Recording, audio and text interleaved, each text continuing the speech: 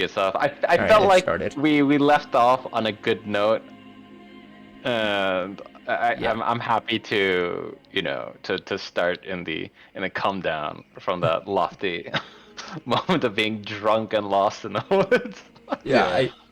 I thought it was a pretty good sunset Yeah. to kind of pick up narratively that next morning or something like that. Completely agree. So we can do that. Um, let's do a go round. Well, do you guys want to do? Let's do recap first. So let's get into that. What happened last session? I'm not gonna be much help. I did miss a lot of it. That's right, I forgot. We did miss some. I missed like the Yeah. middle Yeah. third.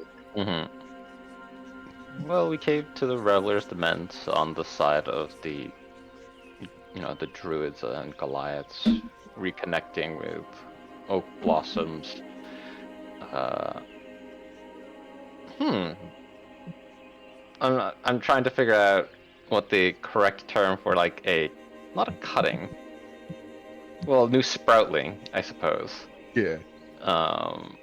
Juniper, and we it was a very fun moment of like, they're fluent in Sylvan, but we wish, we found that they're having some difficulty explaining or like speaking with us in common, and it was a great opportunity for us to get Oak Blossom to have some FaceTime with her sprout. Yep. Yeah, what we else? took a walk. I think we wanted to put on a play for our crew, just because we, with leaving the Kandori and accepting, like, basically void creatures that I think as our crew would probably categorize them, strange creatures, if nothing else. The crew got a little wary of doing that, even though the our guests that also helped us had left as soon as we left the Kandori. Literally just teleported out. And then we went to the Revel's Dements, right? Did a couple things, and then our idea was to make a path from the tribe to what's his name? Elric and the Elvir? Satyrs. Yeah, Elric. Yes. Too many L. Not Alric. Yeah, not Elric. Not I'll take. Not Rick. It's And not Elric. Rick. What a E's But and yeah, R's. we had them do a little. We wanted them to do a little play. So in our way of making a path, we decided to walk there because Oak Blossom could spend more time with Juniper and teach her a little bit more about language, if nothing else. I think with Toad assisting, and yeah, some deep conversations were had. I think Valerian spoke to Gus about um, his kind of idea of approaching this leadership position of captain, and really just saying and explaining to Gus and leveling with Gus really about what they have to do just as leaders, whether they want to or not. And I think Gus brought up some really good points that Valerian is pondering now. But yeah, and we ended it shortly after that, right? I want to say. I Well, think so. go My ahead, memory is Toad. really bad, guys.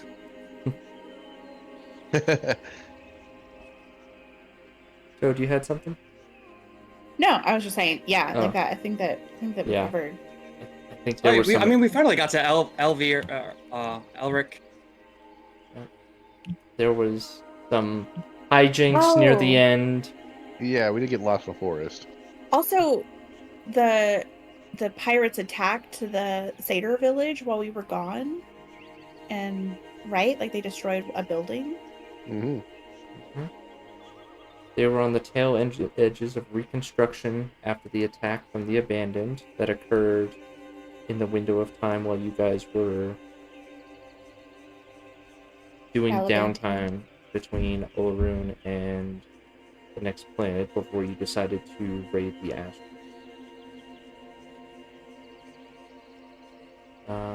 And yeah, anything else? I think you guys just about covered it. We never did get that play going. We didn't. No, you Outside. certainly can today as you wake up. I think none of us remembered the play going. Actually, we all got blackout. Well, no, I did not. I That's remember true. I was. You and I I was were still- very resilient for a We were while. tipsy. until- We were hashtag Shabuzi tipsy, but we were not. Shabuzi. We did not get drunk. Yeah, you were Got you that were having a brunch bit of- buzz. Yeah, so let's go around because I find this humorous. Let's go around as the Revelers Dements asteroid in space, this little pocket of calmness and fey wonder floats in the ring of Sybaris, reaches the angle where the sun illuminates once more the bright, luscious forests around you, and just so happens to strike at the angle where most of you were sleeping on the side where the sun rays illuminate through the port windows and strike you in the eyes as you awake. So let's start with who would be being hit by the light first?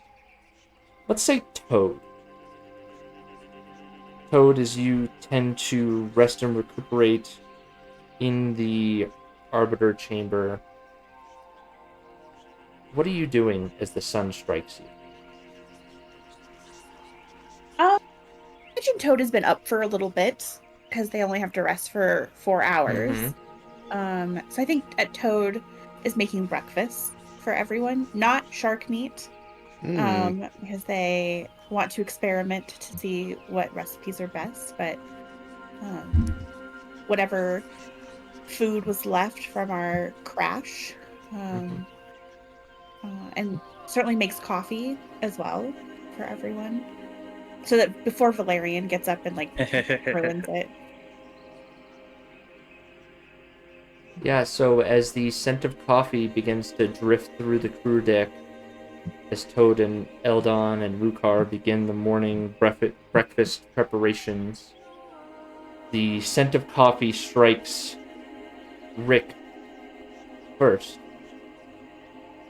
What are you doing as the scent of coffee drifts into your room?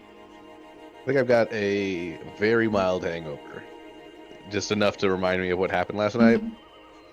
Be like, ah, shit. I'm gonna go get some water ready for everybody else, and I'm gonna recruit Krath to go and assemble some. I guess I would say electrolyte water, but we don't really know what electrolytes are in this world. So give me some slightly lemon tanged water, and we'll try to get some anti-hangover medicine ready. Actually, you know what?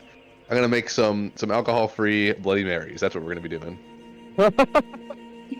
I was about to say, I was like, is there like a church or like a military hangover cure that you default to? Yeah, I don't know. It's gonna be V8 is what it's gonna be. Yeah, hell yeah.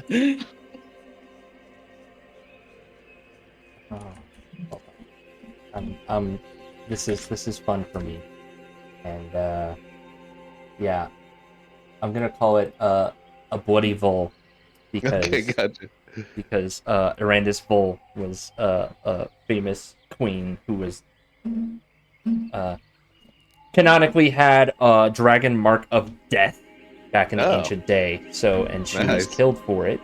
So I think bloody Vol is appropriate. Gotcha. Making some bloody vols for the crew. Mm-hmm.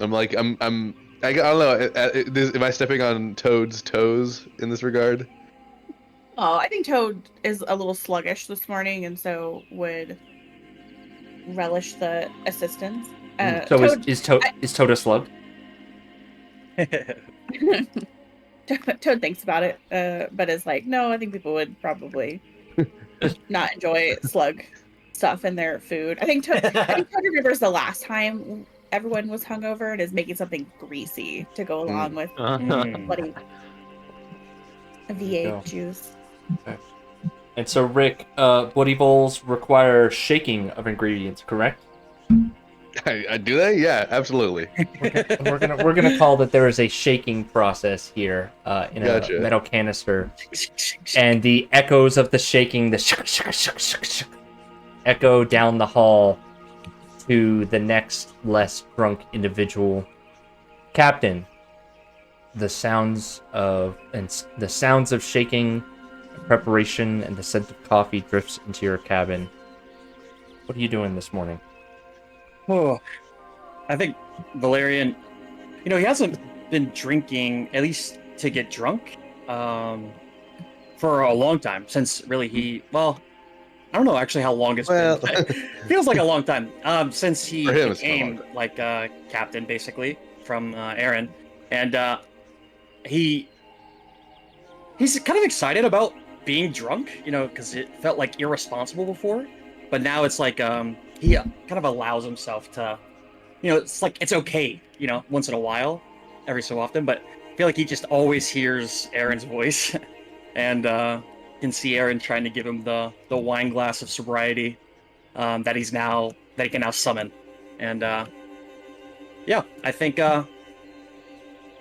he gets up, smelling the coffee, smelling the food, remembers how shitty a hangover is, and thank God it's not so bad. But he'll get up and get ready. Since he hasn't been drinking and really, as a consequence, hasn't really been hungover. He's been working out a lot in the mornings.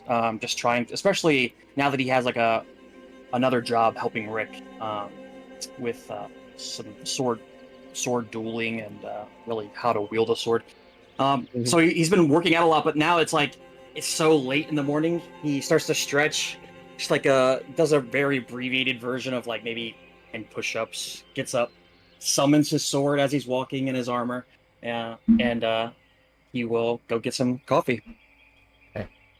As your cabin door closes, the ta-tung of the door seems particularly loud for the last of your shore party members. What is Altaic response to the door slamming and the light creeping into the window and the sounds of movement around you? So if I remember correctly, he was also under the effects. Like I think he Yes. hit up twice. Yes. So if he's like hungover, I imagine this is a novel experience. But the notion of like this being like particularly like acute mental pain would be like an eye-opening, like he's under psychic attack. Like, oh God, something's in his mind. So there's like a level where I was like, you know what? I'd like for him to immediately default to like detect magic. There's something wrong. Like we're all like he's under attack. And so you quickly cast detect magic, well, quick as you can as a ritual. Yeah. And Oh, I'll burn a spell slot for it for the real. take it. Everybody take an inspiration, and I'll take a second one for this moment. As the detect magic illuminates all the glowing magic in your room, and it's just brighter light. That's worse. No, they're inside the ship. The rest of you in the kitchen and open space here, I'll take having a mild freak out. My thoughts hurt. Let me. I'm gonna bring. I'll take a Bloody Mary. But excuse me. What was it called again? Bloody Bowl, VOL. A Bloody Bowl. Yeah. I'm gonna open his door. Hey, I'm gonna knock on his door. Hey, you okay? Or... Like, careful. My mind is under attack. Yeah, I mean, that's actually not the worst way to put it. I got a potion for you if you want something to help relieve it. There's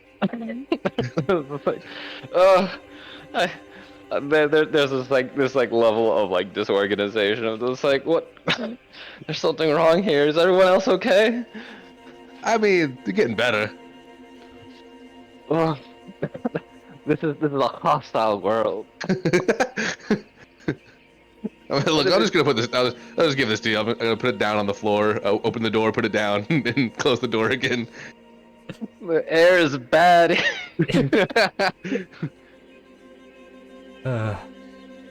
You hear, Rick, from down the hall, a disgruntled, pain-induced sound, and a low, gruffly voice. Everybody stop closing doors! Dobro has headache! I think he's gonna need like 4 bloody voles. Toad, you hear a rumbling and creaking of metal as Tobrov awakes from his slumber on top of the barrels in this common area. And he recognizes for a moment that his massive elephant head was lying in the lap of Ethne, who was passed out leaning against the corner. Ooh. So the two of them were passed out in the common room right here. What was your question? Tobrov, have some breakfast. Also, I think Toad just tries to give him a look, but of course has no facial expressions, and so just looks for a minute. It's like, all right, we'll have some breakfast. Are you okay? Oh. Give Tobrov 3 hours and 28 minutes. But Tobrov will take you. Thank you. Tobrov, Hey! Horny! do you drink? Get up! He elbows Ethne awake. Tobrov, do you drink coffee?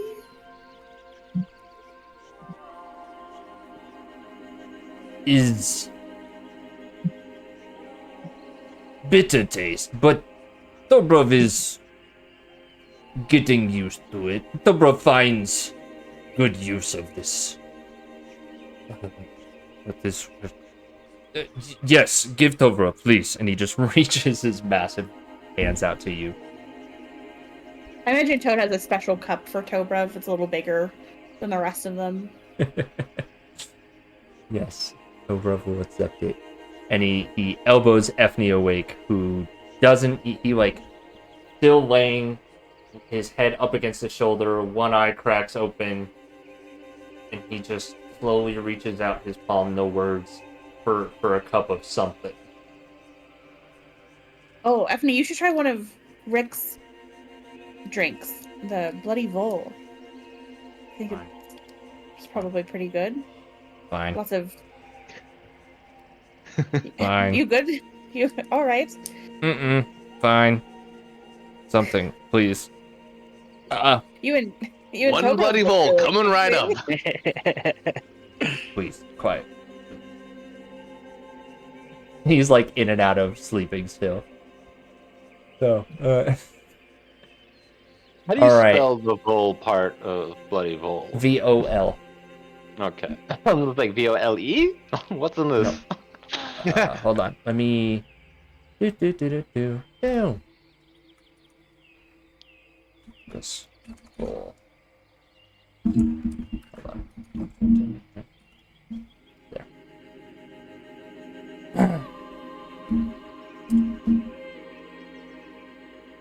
What's up, baby? Everything okay? Would you like me to brag about you? Because I was done. You want me to brag about you? Oh, you just being nosy. Oh, fair enough. They're all waking up hungover from their hangover activities. Absolutely.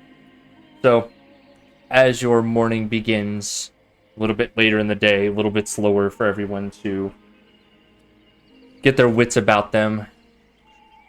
What's the plan this morning? Got quite a few ideas circulating around. You are still on the Revel with Dements, where you can barrel up some of this river water for a bit of profit. You could decide to host a play to lift some spirits here, or you could depart, be on your way to different areas. I would say it is around this time in the morning that a very groggy Chief Gus comes down from the captain's chambers upstairs after getting the secure encrypted message from Ondair that he will notify the respective officers that it has come.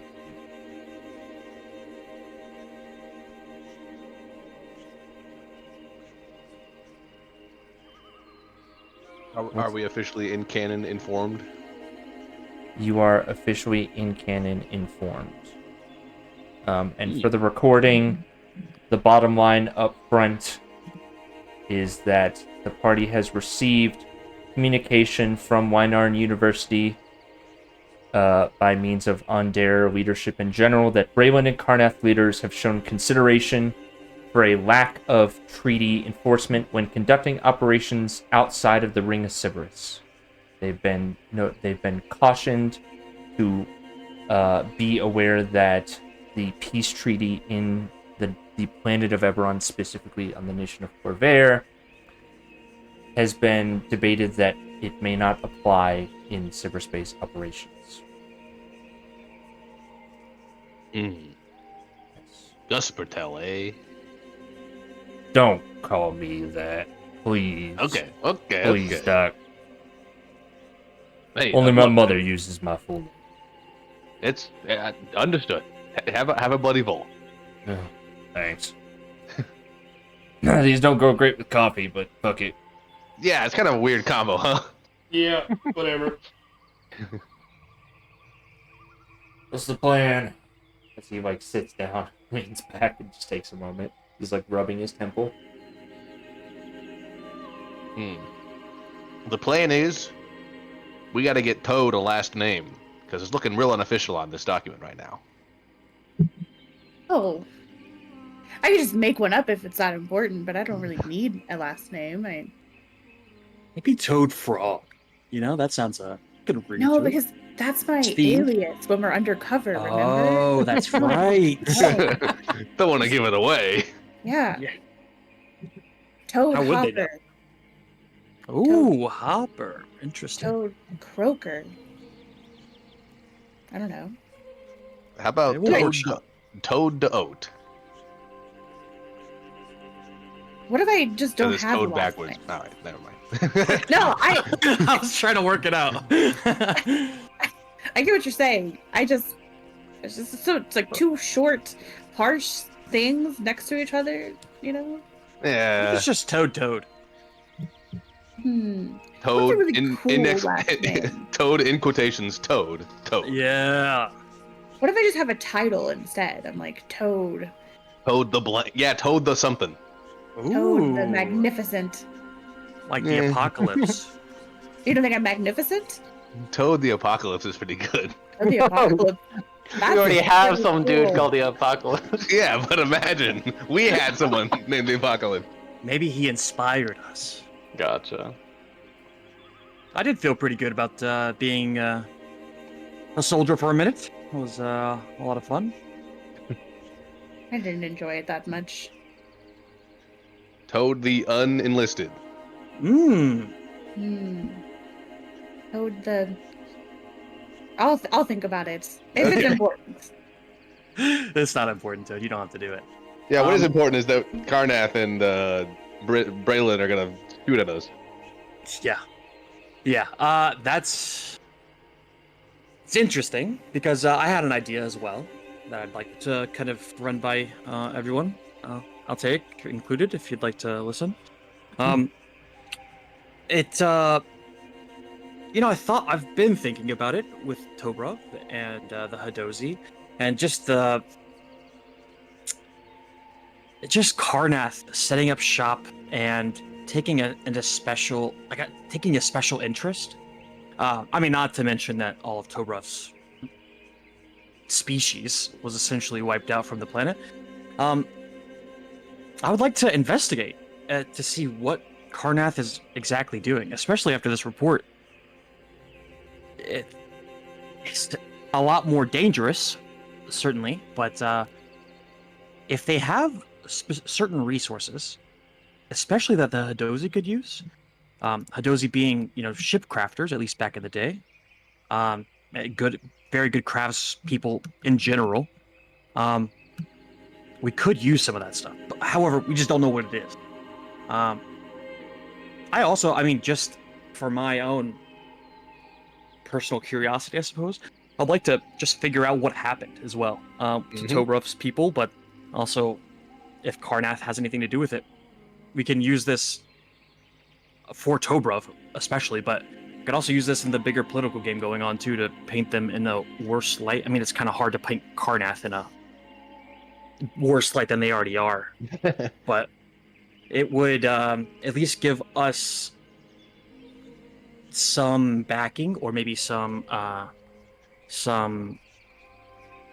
a leg up over Karnath. Maybe eventually, if they are misusing the place, we take it over. We take it back. Via a retraction of the contract that they have with Tobruf, something like that. But I think it is, maybe not pressing, but it is something worth investigating, because I think worst case scenario, what happens if, let's say, this does come to a head and we are just shooting at other foreign nations in cyberspace? We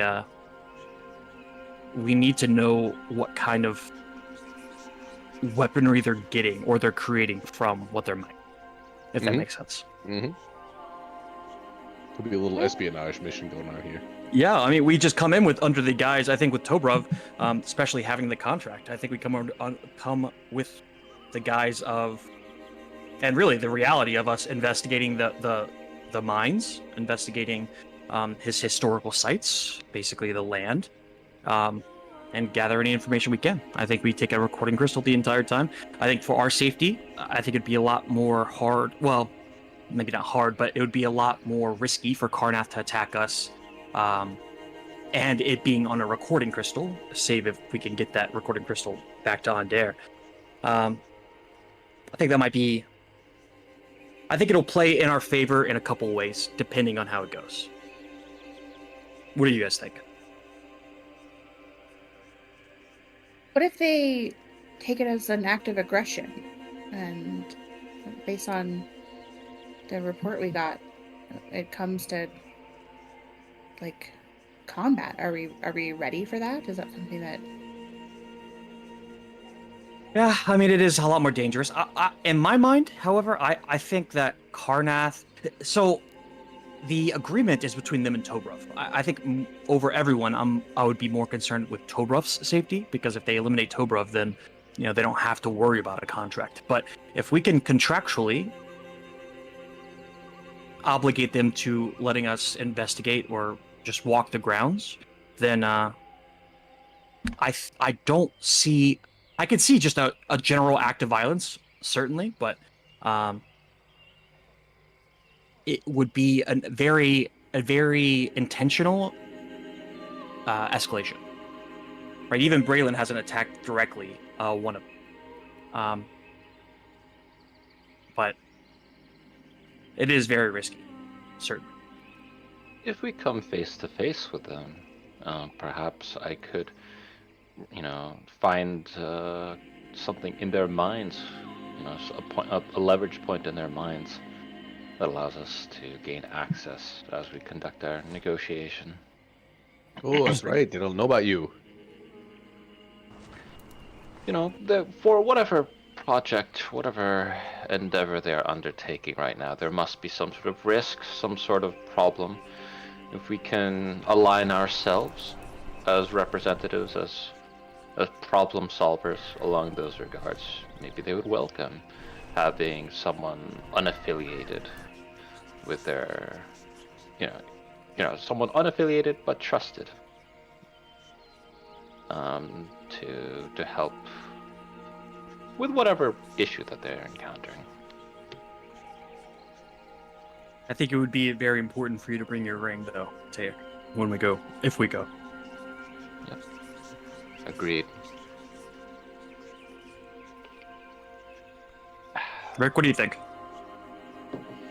Well, we didn't leave off on the very good terms last time with them, so given the escalation of things now, I doubt it's gonna go super well if we just try to show up and be like, "Hey, we're just checking things out. No big deal." Obrov, by any chance, could you tell us about anything about those lands?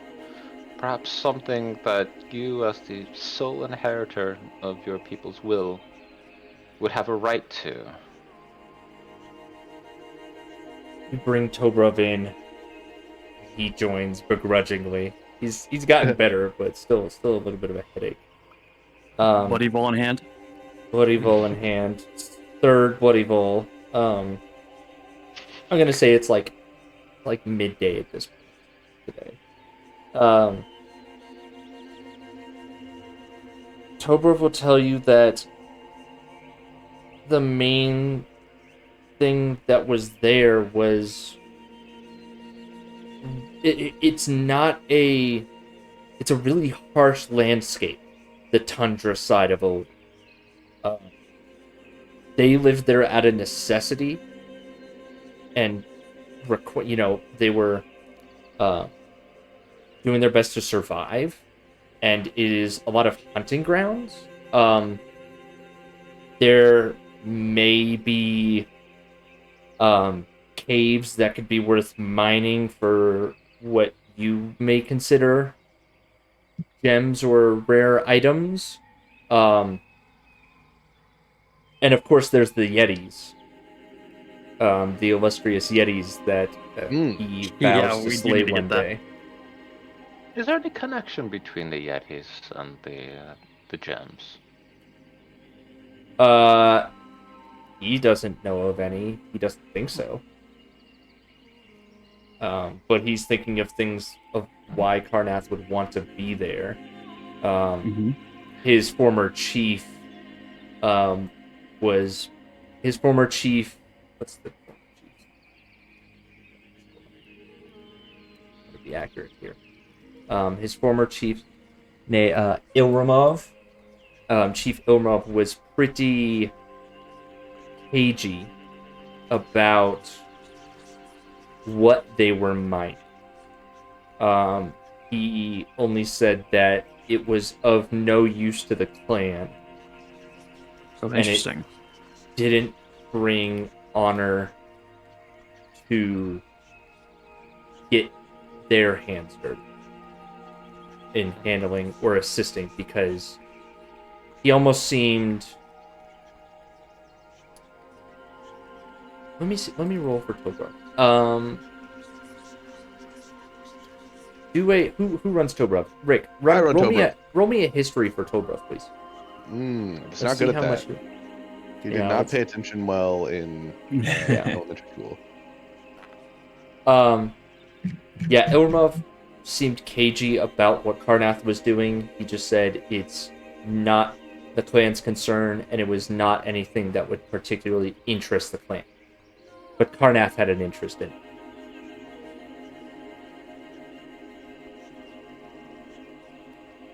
It's interesting because Tobrov, what kind of gems were these? Whenever you mined them, they just went to the chief and you never saw them again?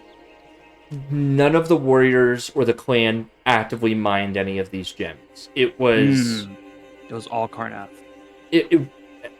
He never saw Karnath talking about gems, but he has heard tale of caverns of gems that hunters found while deep into the tundra after they fell through a pit.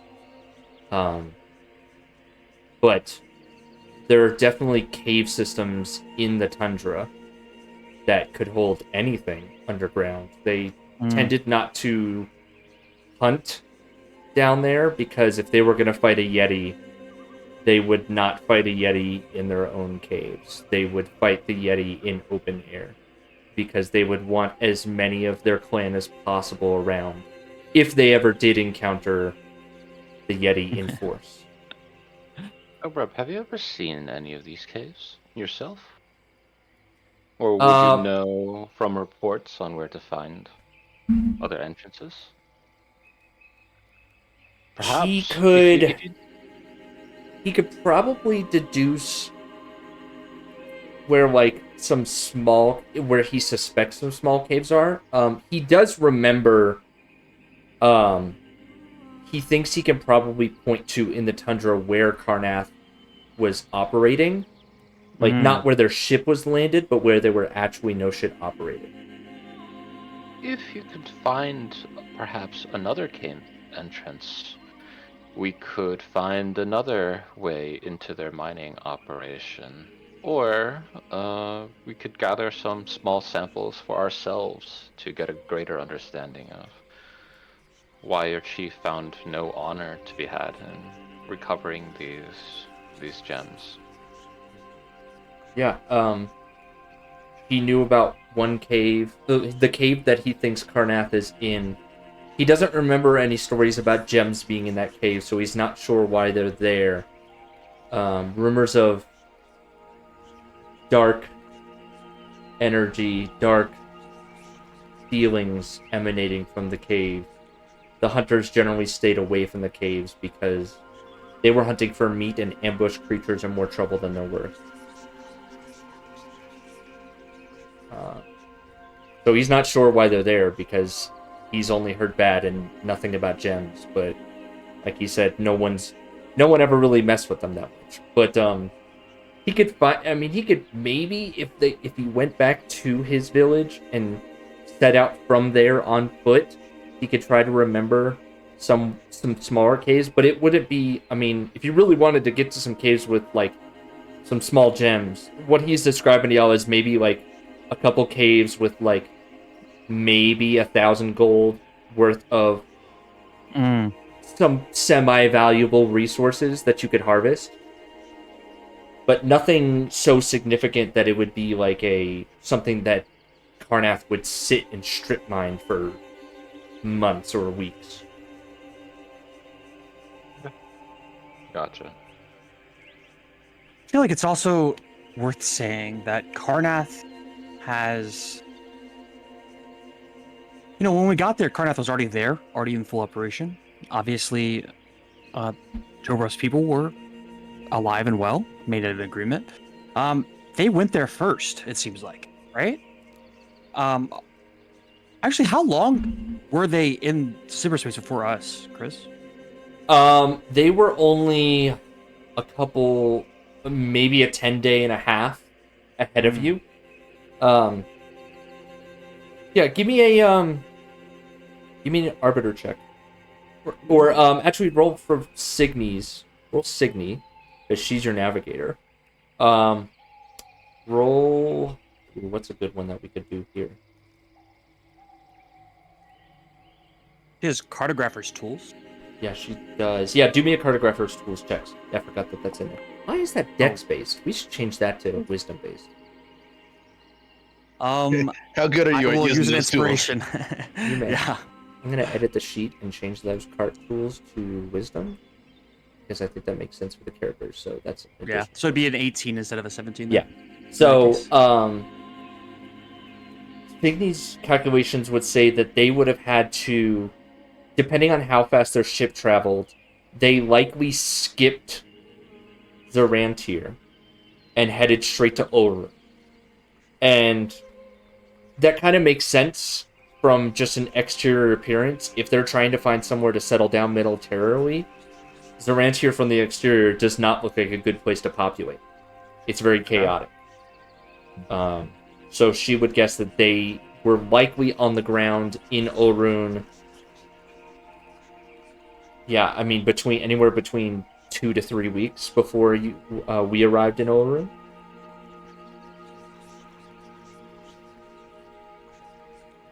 Yeah, I think 2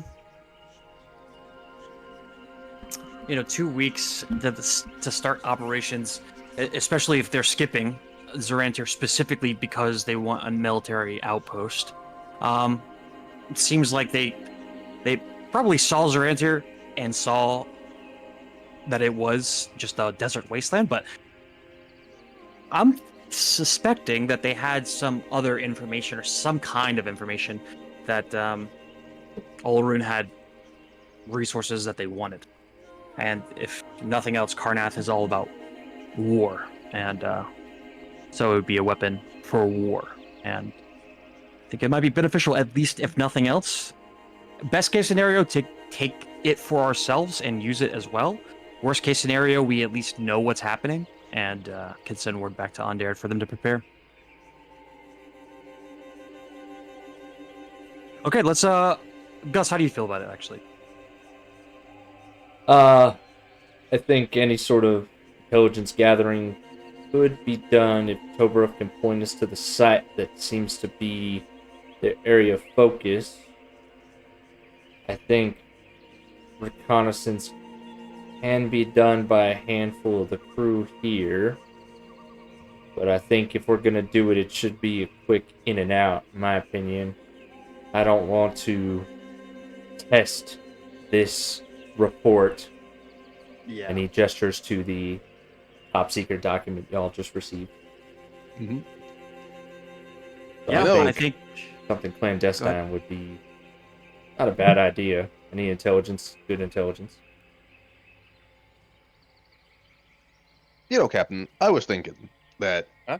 Us as the forward party, the officers, plus Altaic, yeah, that's good and all for when we need to make first impressions, but there are some jobs that I'm not suited for, and I think espionage is one of those. I'm not particularly good at the whole sneaking around thing. okay. So I was wondering maybe we should make like a little secondary team, like a special ops team for this kind of thing. Oh, interesting. That is actually a very good idea. Because if we're gonna do this, I mean, it's probably best if, you take someone a little bit more. Well, we to could the go role. about it two ways. We could just go in there with an order from Ondair, but also from Torov saying we're here to investigate, contingent on the contract. Or we could kind of sneak around. It would be a lot less quiet, probably a lot safer, if I'm honest. It's Especially with Tobrov, but Yeah, Gus will pipe up. It's not out of the realm of possibility for you to send a small recon team of the best scouts on the ship and have them report back what they find. I think small, most efficient is best, because if we're getting into combat, I think that's an all hands on deck scenario. But outside of that, I think small teams would be the best. I mean, we could do the 4 that our shore party, but we could definitely find some others around here that have good strength. I mean, Zephyr did a pretty good gig scoping out when we left before. So if he's willing to do it, of course, the Gith will know, but because he's going to report it, but they seem like they've done nothing but help us so far. Lila has got some pretty good sneaking skills, from what I understand. Also, she can fly with Zephyr, so kind of helps us with that as far as that goes. I don't know if actually Signy can maybe.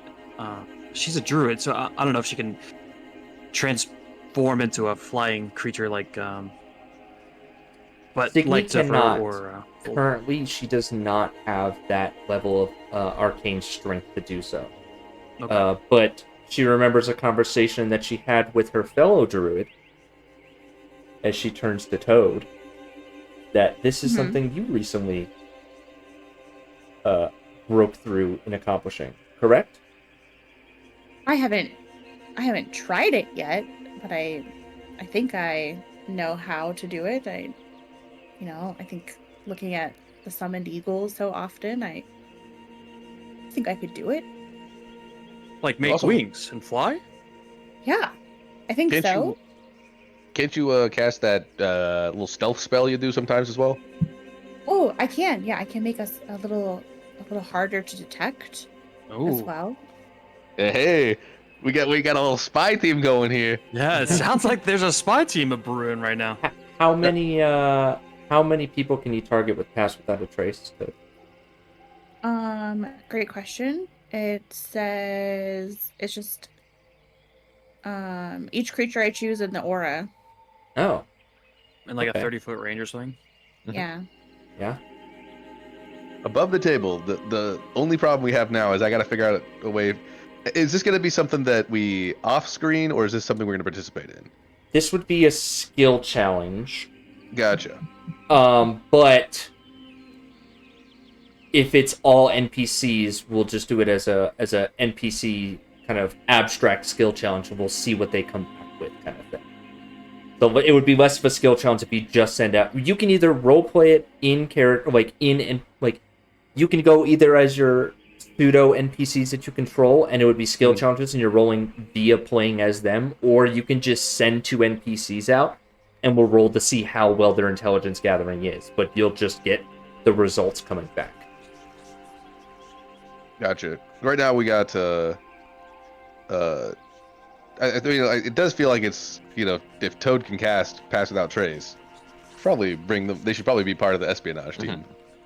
Yeah. But that means that we have Zephyr and Toad as two player, like one person controlling. Then I can control Lila, but then we're kind of leaving out Valerian and Altaic from the proceedings. Yeah. Does Signy, are you proficient in helping to make people harder to detect? We're both running down the spell list. right now. I'm pretty sure she is. I'm pretty sure she did it for us. It would be a second level spell. Yeah, she likely has. It might not be prepared, but you have some time to get there. But yeah, she could totally prepare it by the time you guys get to Old.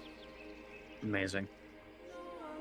Not that I would gladly go, but I mean, Signy would. If Signy has the ability, I'd trust her too. You stack 2 Pass Without a Traces? I don't think so. I think so either, but now I'm curious. That'd be kind of crazy. That would be kind of crazy. Be kind of brazy. Anyone else stealthy on this ship? I'm gonna go ahead and say not Tobrov. Lila's pretty quiet. Let me look at who else. Probably I not don't have a Ethne. lot of. Ethne is in mithril plate armor. Yeah. Sir Onslow is a rogue. Wait, he Sir is? Onmo is a rogue. What? Yes. Oh. I gotta be honest with you. I kind of don't like that guy. remember when we were fighting with him and he didn't do anything, and then he got like one kill, and it was like, oh, look at me, I'm so cool. But I mean, if he can sneak around, Yeah, it's kind of he is less of a sneak around rogue. Above the table here, I'm not revealing too much for Eugene here. He is not a sneak around rogue. He is not trained in stealth. He is more of a Interesting. charismatic fencer. Yeah. With Like the class of he is a swashbuckler rogue on character sheet. So yes, charismatic rogue. So less of a creeping through the night and more so have at ye, good sir. Oh, you know what? Let me go and ask Krath something real quick, and we can just completely above the table this now. Does Krath know anybody from the Hadozi village that might be able to help us out? As far as infiltration. Yeah, anybody like at the Hadozi village like good at sneaking around or anything like that? Let me go look at the Hadozi village and see if there is. Yeah, I'm asking a lot here, but No, it's Maybe okay. It's easy enough for me to get to. Or maybe Lockjaw, if he's. ooh, is Maybe- Lockjaw's like a wizard though, isn't he? What? Was he? I don't I thought know. it was like You guys know never what? I read his wasn't here for class. that a warrior. Gotcha. He I figured did he was- have a lot of martial weapons in his hut.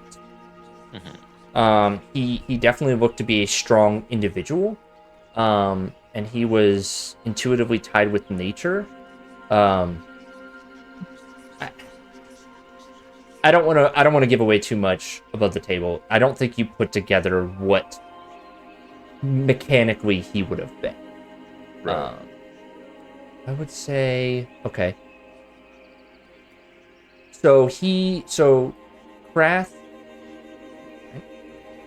Yeah, Krath would say that Dashi, one of the Hadozi druids, could speak with animals. And that may be an ability that could be used for reconnaissance by using small beasts. I see. He doesn't know if anybody else has that capability on this crew, but that was a common thing that Dashi did when she was looking after the security of the village and assisting the village head. The But village we're head gonna would ask be little unlikely guys. to direct assist. What's up? So if we're gonna ask little guys, like little creatures, I could do that. Yeah, we're not trying to upstage you here, though. I mean, we're just asking. I was just Yeah, asking no, Brad. no. I'm just saying. Like if we wanted to, there's also I don't know. Is it a security risk to? I mean, I know there are allies, but Good I was point. gonna I don't know, think I'm we not. could maybe, ask him if they wanted to join up with the crew for a mission at least. Make it official. There'd But have to it be doesn't sound something in like. return. Yeah, there'd have to be Yeah. something in return. There'd have to be a tit for tat for that. Pratt thinks he could maybe the argument may be made, but the clan head or the village head, the village elder would not leave the village because he would stay behind. But he would think that maybe his second, the healer druid or basically the druid with them could be convinced to come and use the speak with animal spell, but it sounds like you already have that capability with Toad. Yeah. I kind of like the plan of Zephyr and Lila doing their thing, and Yeah. with the help of a pass without trace situation. With Signy, yeah, I agree.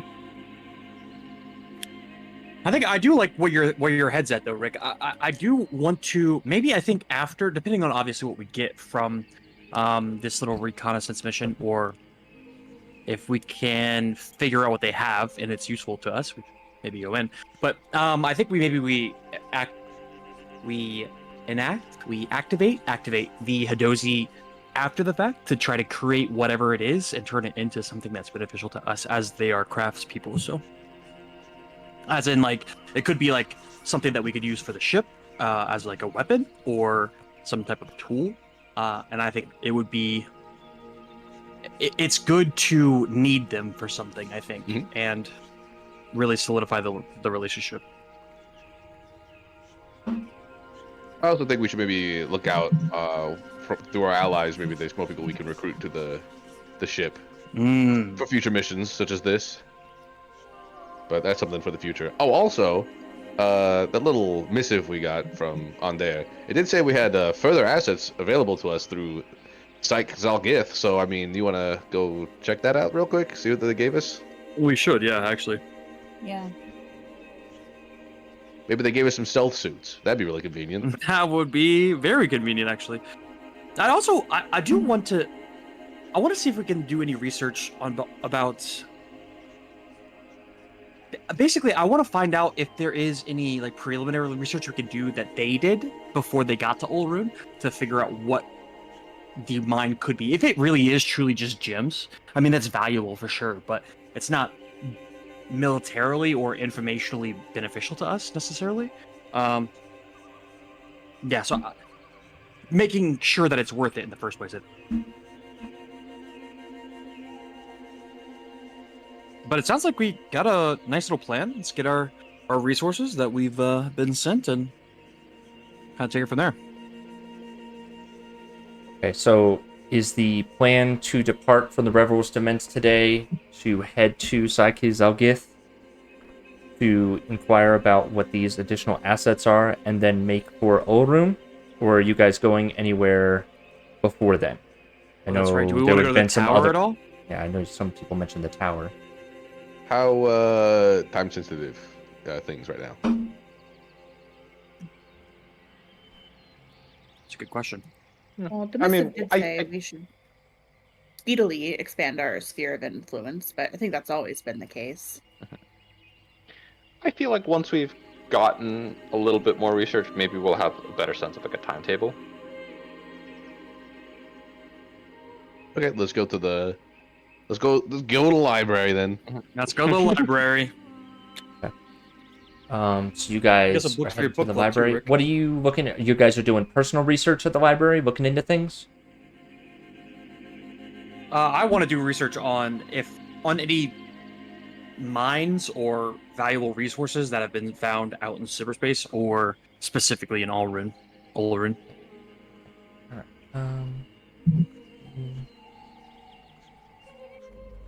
Pull you guys over to the library.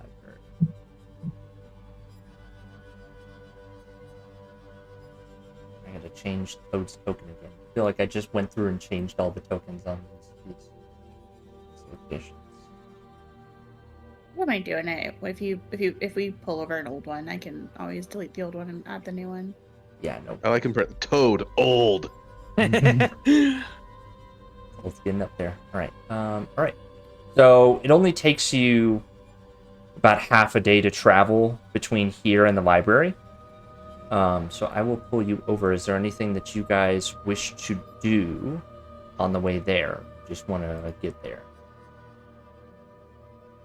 If you want to do anything, say your piece. But if not, you guys arrive at the library with Scribe Riatha and Archmage Drakar are available to discuss matters of research or obtain access further into the library.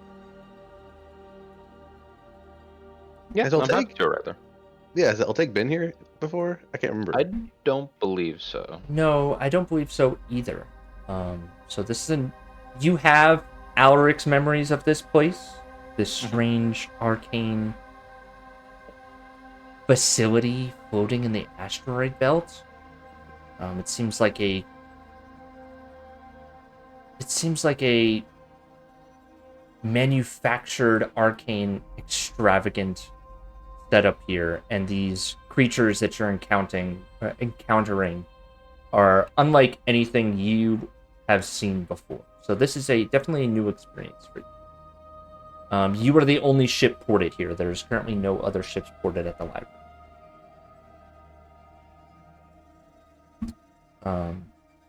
But now, as you arrive, Archmage Drakar will greet you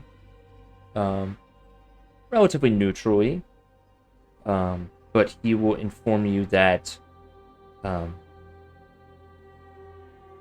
continued research or extensive research now from cyberspace guests will require a fee to spend time and serve as a source of growth for the library itself.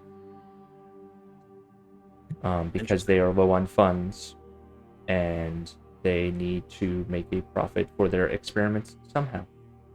What? So Like how much? So if they charge per ship per day. So if it's not a limit on how many people are in here. It's a matter of you're spending time and using up a port. So each day the ship is ported here, it's 100 gold.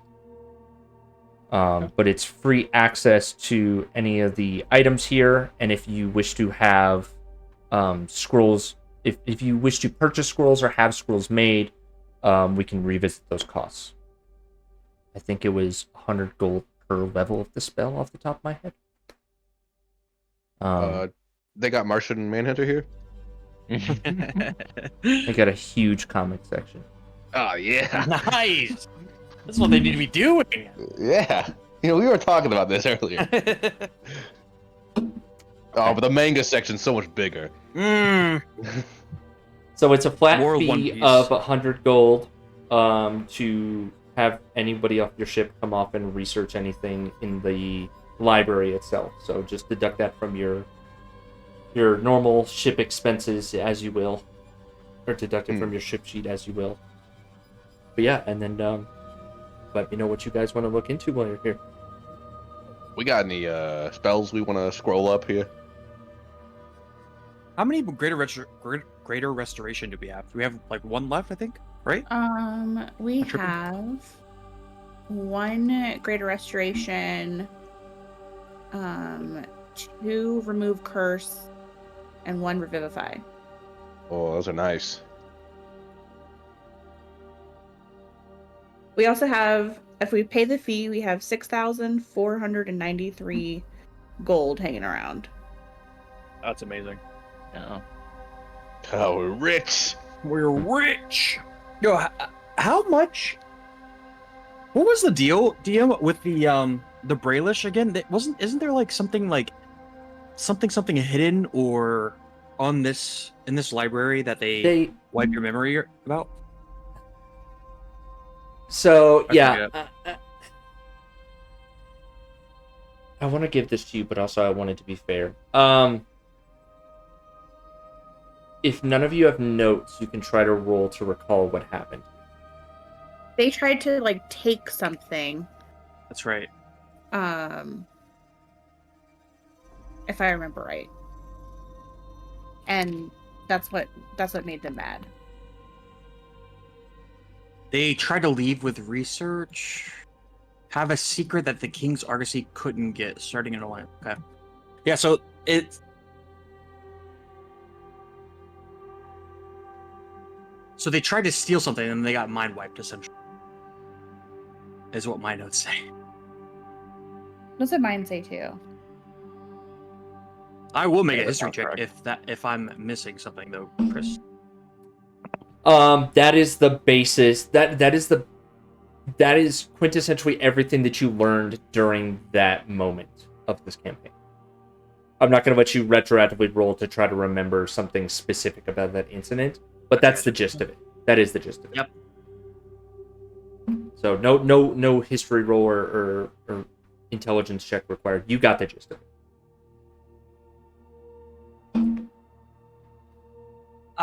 I do want to like is it Retha here? Riatha? Riatha. That's the one like kind of assisting us right now?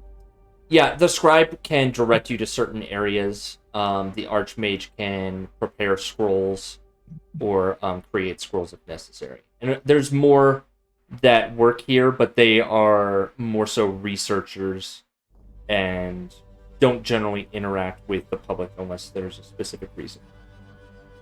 Like, though you interacted with others when you were doing the refinement oil stuff. I think maybe we can shove that for now, I guess, unless someone wants to kind of dive into that. But I just want to do research about Olrun and mines and valuable resources that have been found in cyberspace and where. All right, let me pull out some notes here because I'll adjudicate all these in time. So,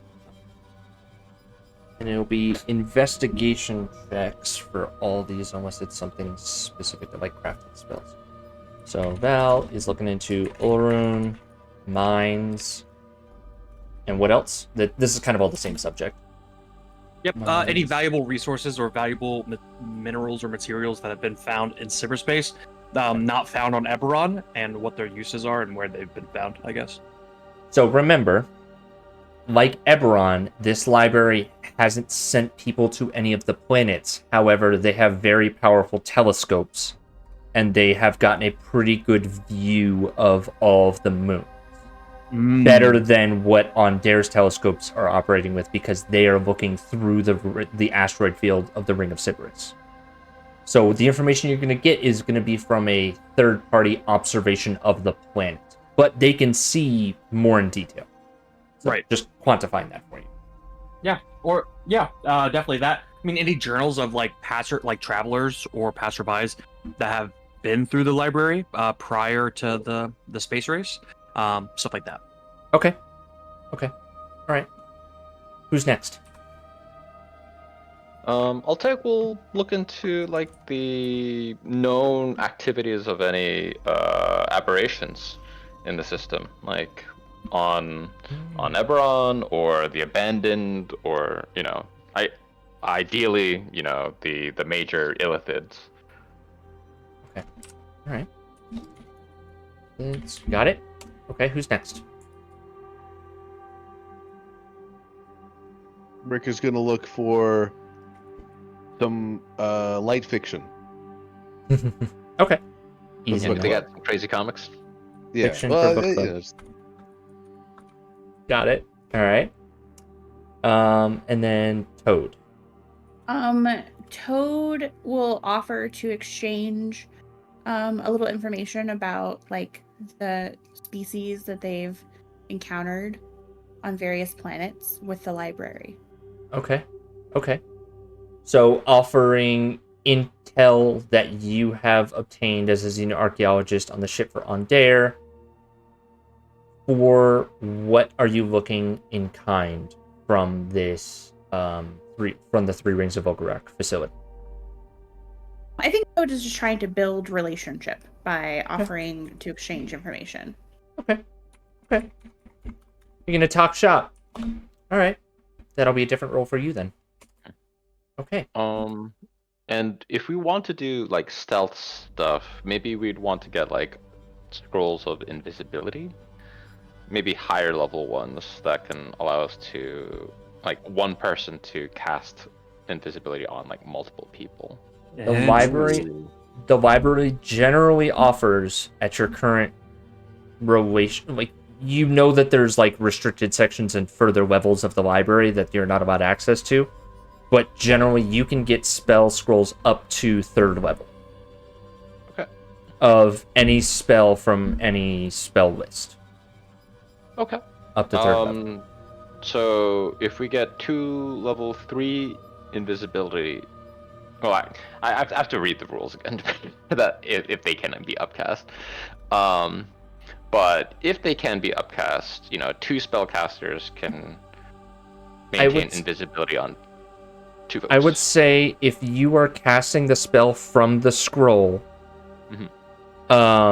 if you're not prepared in it, there's no way to. If it's not in your spell list, there's no way for you to upcast it. But if it is on your spell list and you have, like, say, you like have the spell available to, and you don't have it prepared, but you know or have previously known greater invisibility, I would be like, if you had the ability to cast greater invisibility, I would allow with a roll and attempt to cast from the scroll and upcast, but it would require like whatever the spell difference is. Because what's invisibility? 2nd or 3rd level?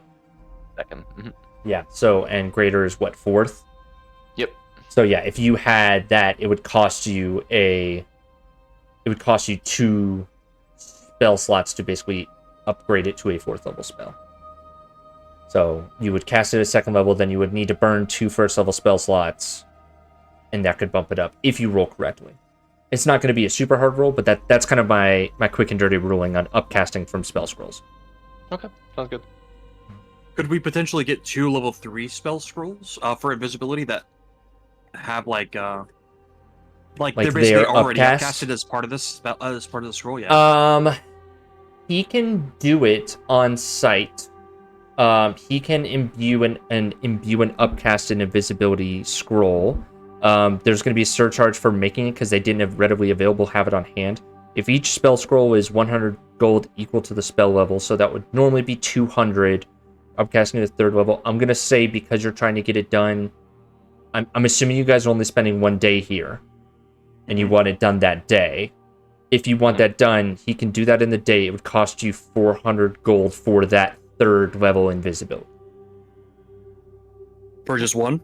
For just one. Gotcha. Yeah. He can make up to 2. He can make up to 2 of those spell scrolls a day. Right, but that he offers to you. He may be able to 400 each, though, essentially, right? Yeah, 400 each. Yep, you could buy 2 3rd level for 400 each in the 1 day that you're currently stated that you are here.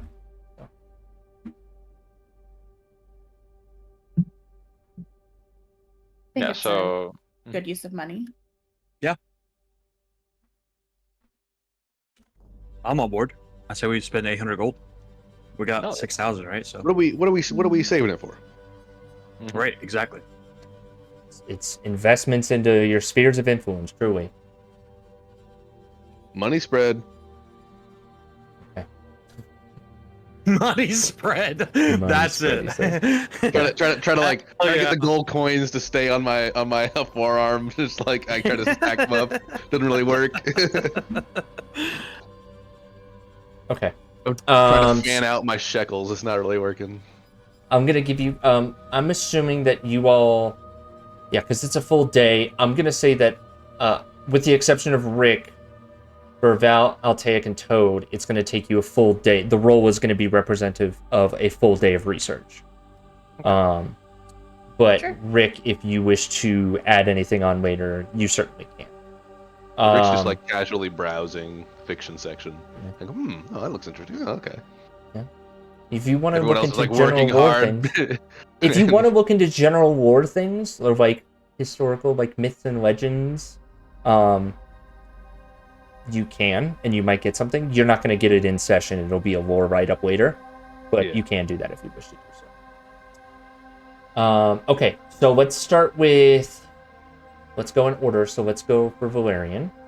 You're looking into mines and valuable minerals and things of note in the Orun tundra, correct? Yep, in the Olran tundra, but any rare materials found in cyberspace that are not found on Eberron and what they were purposed for, if that makes sense.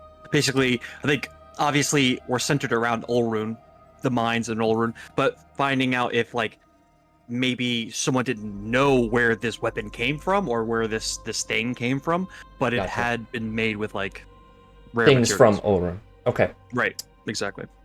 Okay, so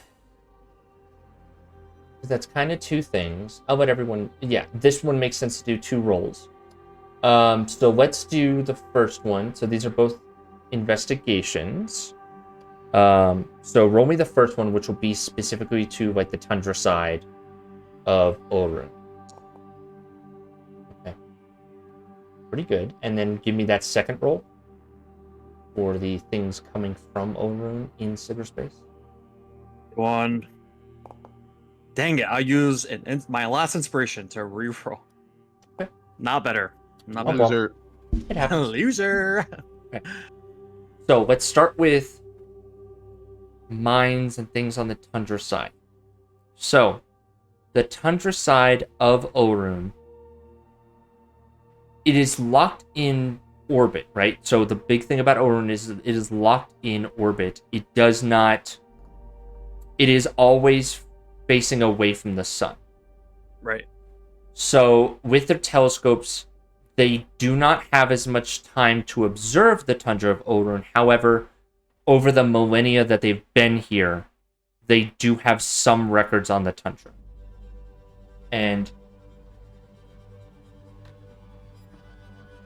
the mineral deposits that the researchers and librarians and astrologers in the Three Rings of Ograk speculate is based on the reflection of the minerals. It appears to be commonplace materials such as what you would consider to be standard throughout cyberspace and the general Eberron in nature of like maybe gold deposits, silver deposits, similar rare metals, perhaps some ruby deposits.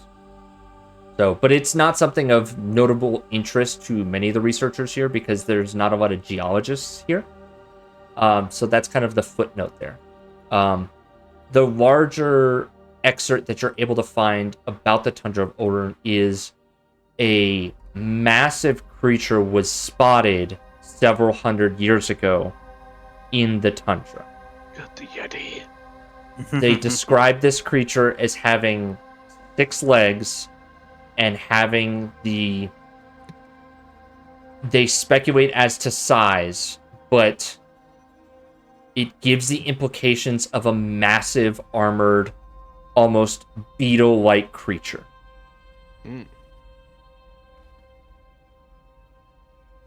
Interesting. Like a chitinous, like okay. So Chitinous Yeti. So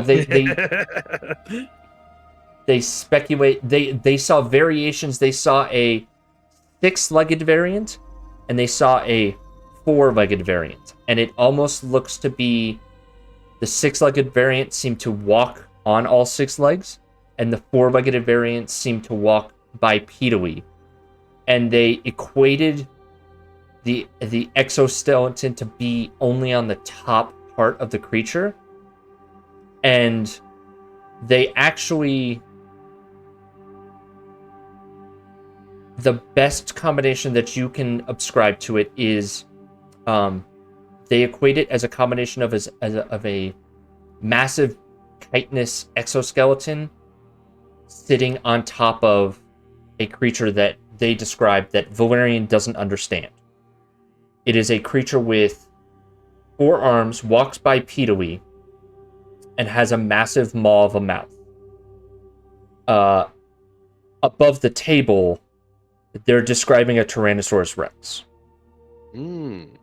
Which Valerian, you would not understand what that creature is, but they're equating it to this creature that at one time walked upon the land of Eberron.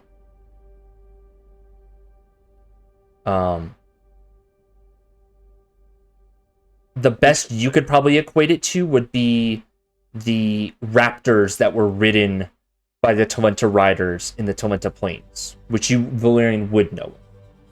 Okay. But a much larger version of it.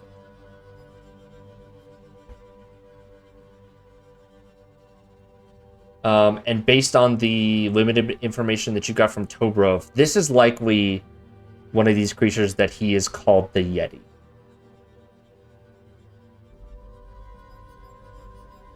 I envisioned a very different creature than this. Mm-hmm. I think I'll just. I cannot send you imagery because it would immediately break it. It would immediately spoil it for a lot of you. So. I will. I'll scribe down that, or really just commit. Okay. I think to memory the description and remember to tell it to Tobrov. If we all play nice and don't metagame, do you want me to send you the picture of the sketch of described? Is there a sketch in the book? I can give you an actual in-game. I can give you in Discord a picture of the creature. There is a sketch in the book. Okay, then yes, I would love a picture. At first, I Without, thought obviously not metagaming. Yes. At No first I thought metagaming. we were going to refuse to send the picture because it might scare us, and I was just like, "Ooh." No, that's terrifying. Oh, that's disgusting. But it has 4 arms instead of 2? The variation that they drew had 4 arms, but they noted a 6-arm variation that seemed to be even larger. It seemed almost like a difference in maturity or something of that nature. They speculate, they don't know. That's I think Valerian is suddenly feeling very inferior whenever he talked a big game about killing this Yeti. Seems like a tall tale. Yeah. So that's what you get.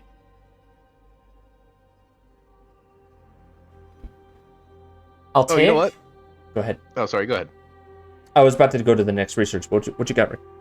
Well, I just was gonna say I had something else I wanted to look for, but do I'll take first. Okay.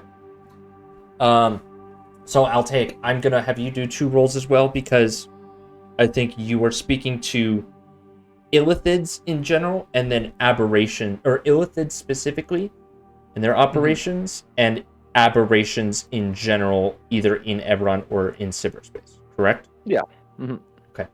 So the first one is going to be geared towards illithid activity in cyberspace, which they can report on. The second one will be more of a lore of aberrations in Eberron and the history attached to that. Mm-hmm. So I'll give you the illithid part in session, but depending on your role for the aberrations, that'll be a lore write-up later.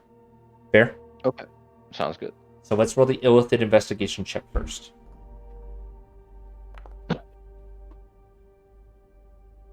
You want to keep that? Yeah, let's use an inspiration. Might as well. Lucky 13. I'll keep it. Okay. And then go ahead and give me the second roll. Gotcha. Oof. I'm consistent. Oh no. We're just getting. Let's just get some of these rolls. We need to. Oh yeah. Oh. Oh yeah. All right, here we go. All right, we're moving. All right. Got 'em Well, all whatever. out. Got every single investigation check out. All right, but yeah, it'll be 13 and 11. Got it. Okay. So let's start with the illithids. So the illithids, which they do name them as the illithids, because there is history that the Dragonborn and the dragons knew of these creatures on Eberron before they left for the Ring of Sybaris millennia ago. So they know what they are. They know they're aberrations. So it is well documented, the threat of the aberrations, and specifically the illithids. So The illithids are primarily, as of the last 500 years, confined to the planet that they have operated on. They are not native to cyberspace, as in they were not always on that planet. Like most creatures operating on the like most creatures on the moons, this Three Rings of Ogarak was around before these moons became inhabited. So they arrived to this planet and started setting up their operations on, what is that planet? Larvia. So they have been operating there for several hundred years. Mhm. And for the past, I'd say they've been operating there for at least 1,000 to 2,000 years. And within the past 500 years, the hippo creatures, which you know as the GIF, they don't know what the name of the GIF is, have formed a blockade on the planet. But a few of the ships managed to break out, and they regularly seem to visit some of the outer planets. Basically they've been spotted from Dravago forward, occasionally operating. Maybe one a decade breaks out of the blockade. Hmm. But activity over the past 8 years has risen significantly. More ships have broken out, and they are expanding their sphere of influence. With the 13, that's what you're able to get to for the day. Okay. And I will write you up more lore about aberrations in Eberron history specifically. Over the break, I made it not over the break. Between now and next session. Sure. Yeah, sounds good. Thank you so much. Yep. Yeah. This will be, just make for fascinating reading. He'll be like musing. It's like, are they breaking? He'll be wondering to himself, like, are they breaking out more often because of increased activity, or just some lapse in vigilance on the part of the GIF? Yeah. Okay. Awesome. Rick, you had something? Yeah, as Rick is browsing the fiction section, he's like, "Oh wait, I should do this. I want to look for some books on the GIF." Books we're on here. the GIF specifically? Yeah, the GIFF. Yes, I will let you roll. Know that they don't know that they're called the GIF because they are not attached to any history of Eberron, the planet proper. Gotcha. That's a piece of information that you can learn for free. I was just wondering, like, I guess maybe I'll ask the people here, like, you guys ever get any visits from big old rhino dudes coming by? Or... They do not. Would you like to do some research into their observations on the GIF moon that they do operate onto? Yes, that would be nice. Okay. Go ahead and give me that investigation check. Okie dokie. Well, you want to keep that? You'll get something. I'll keep it. Okay.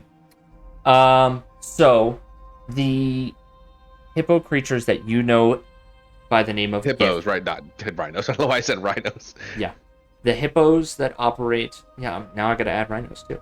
Gotta add all the big animals. Yeah. Hell yeah. They operate on the planet Volt. Their stronghold is on the planet Volt, and because that is the furthest planet, it is hard for them to get a lot of information on it, but there is hundreds of ships that operate in Volt, and the planet seems to be incredibly well developed.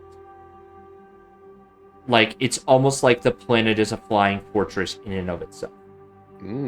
That's what you're able to ascribe from your research on the GIF. Gotcha. Toad, did you have anything you wanted to do? Because I have one more thing, but I didn't want to step on your toes. Toad's just gonna give information. Toad's not researching anything. Okay, I did want to figure out more about the space whales. The If there's any Kindori? way we can, yeah, if there's any way to predict when a Kindori is going to show up, so Hmm. we can avoid it in the future. If there's like anyone's That done is- research on that. Okay. Such a good idea. I'm gonna say because you're doing this in kind of like a half day, your information's gonna be limited. There is more books to study on this topic. If you spent another day here, just letting you know that. Can I ask him if I can rent a book about? Ooh. You can have the scribe make a copy of the book. Okay, I'll have a book Um, club book. yes, you can have a copy of the book scribed for you, which is observations specifically on. The title of the book is Interdimensionary Creatures Spotted Through the Year. Gotcha. So it doesn't cover just the Kindori, but you likely guess that that's where that one's going to be. The cost of having that book scribed, I'm going to call that, if you want it within the day, I'm going to call it that book costs, because there's a rush charge, I'm going to say 150 gold. Deal. I'll use my pocket. I'll use some of my. I have some gold, so I will use. Okay. My gold. So then we'll delay this investigation roll until you take some time to study it at another date, or... Yep. We'll Okay. we'll have a little book club meeting as we go to the next planet. Okay, got it. Toad, you exchange knowledge of your findings on some of the planets. What planets do you specifically discuss? I think that Toad. Let's see, we've been back here since the Gith, which is the closest. I think Toad will talk about Olaroon and Therendor. Okay. Do you share or provide any of the recording crystals? Oh, good question. You can make copies. Let me. While you're doing that, while you're thinking see. about that, Arthur's coming to say, Okay. "That's good boy. You want to talk to our friends? Come sit. How's you been? Your friend is with strangers. They're not strangers. They're our friends. I'm Mowgli, okay? You're Mowgli. Sure, you are Mowgli." He waved. Where- What did you do tonight? We played beside guys. Yeah, you played with cars. Yeah, You not feeling good? yeah, You're sick. You got tattoos this week? yeah. Yeah. But look at this. Yeah. Oh, cool. Yeah, they can't see it. Yeah. He's looking at monster art.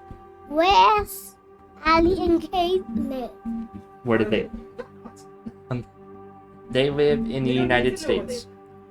Where they live? We'll tell you. We'll practice the states tomorrow, or we'll practice the states before the next time you talk to them, and they'll tell you what states they live. Mommy, look you okay? And we'll pause the recording for that. Okay. All right. Say goodnight, sir. Good night.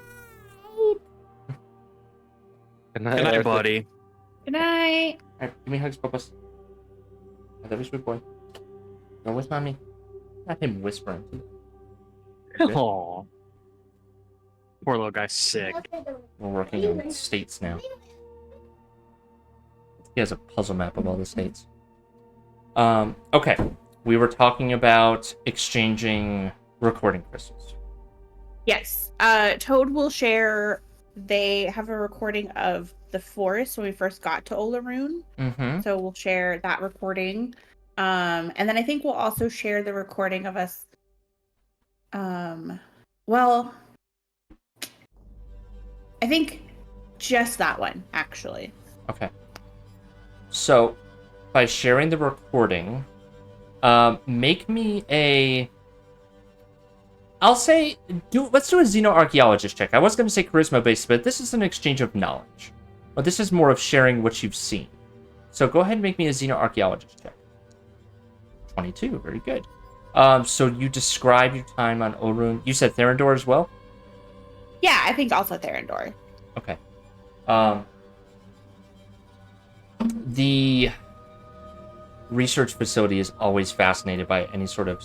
They are heavily interested in things that they can add to their archives about the goings-on of these planets.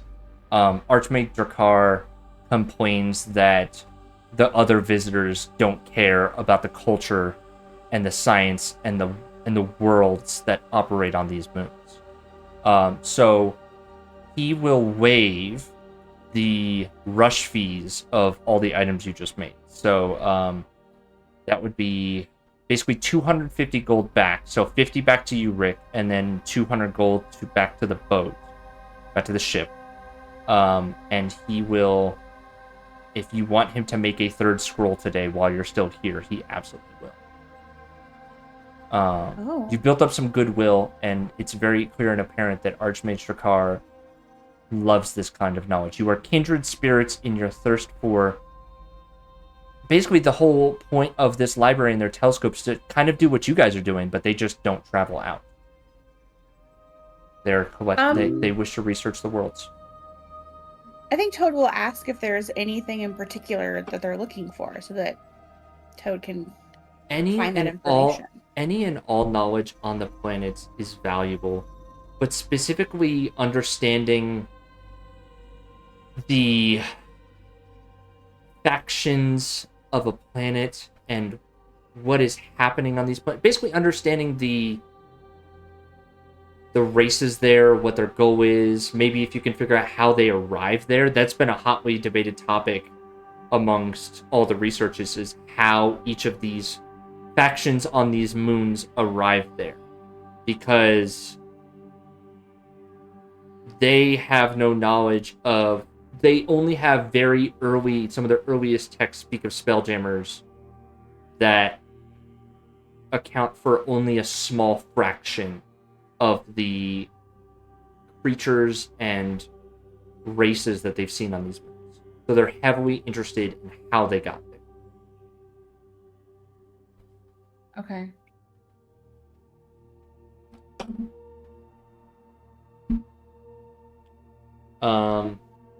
And yeah, I think that's everything. Was there anything else anyone wanted to do? You can spend another day here and look into more things if you wish to do so. Or you can buy more scrolls, whatever you guys need to do. Yeah, do we want another invisibility scroll, or is there another spell we want to grab? Do we want another revivify scroll? Well, we haven't even needed the one. Yeah. True. I mean, we're basically never gonna need it. Right. We'll be fine. Let's see. I think unless you guys, I mean, I'm so down to stay another day. Could find something else to research. But it's up to you guys. Honestly, I'm good myself personally. I got nothing else. No more. I mean, comments? I'll finish up on reading the gift comics about the Captain Apocalypse. But aside from that, no, I'm all set to go. All right, so Toad will buy one more revivify scroll. okay, Okay. it's at third level, Just so sneaking that out. Everyone is like, you'll need the diamond too to cast a spell. Actually, no, that's imbued into the cost of it? Didn't we do that before? Or like, I think we did, but I don't remember what we said the cost was of them. I think it's the cost of the spell plus the diamond cost, which is I think what 300. So you can buy that together. They would have diamonds worth 300 here, so you can buy that together for 600 gold. Okay. They don't have a lot of that, but you can buy. Or you can buy up to, you can buy a couple. They're available to patrons. Okay. Cool.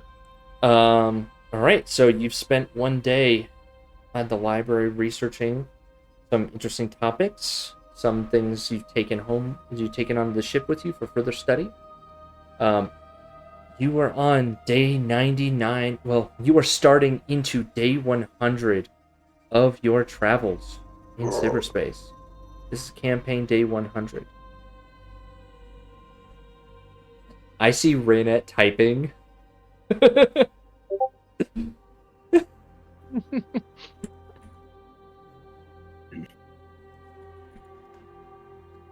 Okay, so you are at the library of the Ring of Sybaris. Mhm. Campaign day 100. Greet you Ooh, a all. one Hondo. Where to next? Tower? Durantier? So yeah, Syke Zalgith is Zarantir, right? I just gotta make that because Gith in the last, I gotta remember that has Gith in it, so it's in the Gith Yeah, place. sorry, it's Okay. a little confusing with the names. Okay, that's fine. And yeah, I don't know. Do you guys want to do the tower? Do we have time to do that, or what? I mean, I'm always down for the tower. I feel like every time, I feel like we should do the tower, unless unless people are strongly opposed. Only because every time we've come back, we've always done the tower. I feel like that's the tradition after It's we a level up every time. tradition. Yeah, to get 100 our day, asses kicked. 100 day, celebration. Tower Yeah. time. Tower of Power. All right, It's up so to you it guys. takes We could all. I mean, it's not a lot of. I mean, it is. I think after we get through it, will be a lot of story. I think it is a lot of story while we're in there too, honestly. But we could just go to Olerin and start that. But up to you guys. We got to pick up our requisitions at Zarantir first. Yeah, but, yeah, that's right. That's right. That's right. yeah, I guess let's do the tower. We're already committed. Let's do it. Check on Okay. Talrol and the plasmoids anyway. Yeah, we gotta do some housekeeping. Absolutely. So, you all arrive back at a seemingly different scene now as you arrive back to the asteroid containing the Tower of Pomad Miraz. And you notice as you arrive, a significantly large structure has been erected just on the outskirts of the tower. Love You that. see, walking the walls, the plasmoids that you saved back on Zarantir. A sense of development, a sense of beginning anew has erupted from the plasmoids of Zarantir. What? And as you approach the largest of the plasmoids, your friend Jubithex greets you all. And the constant popping of liquid coming out of their body emanates into their tone. And they greet you as, "Welcome back. As you can see, we've made some changes. Good to see you."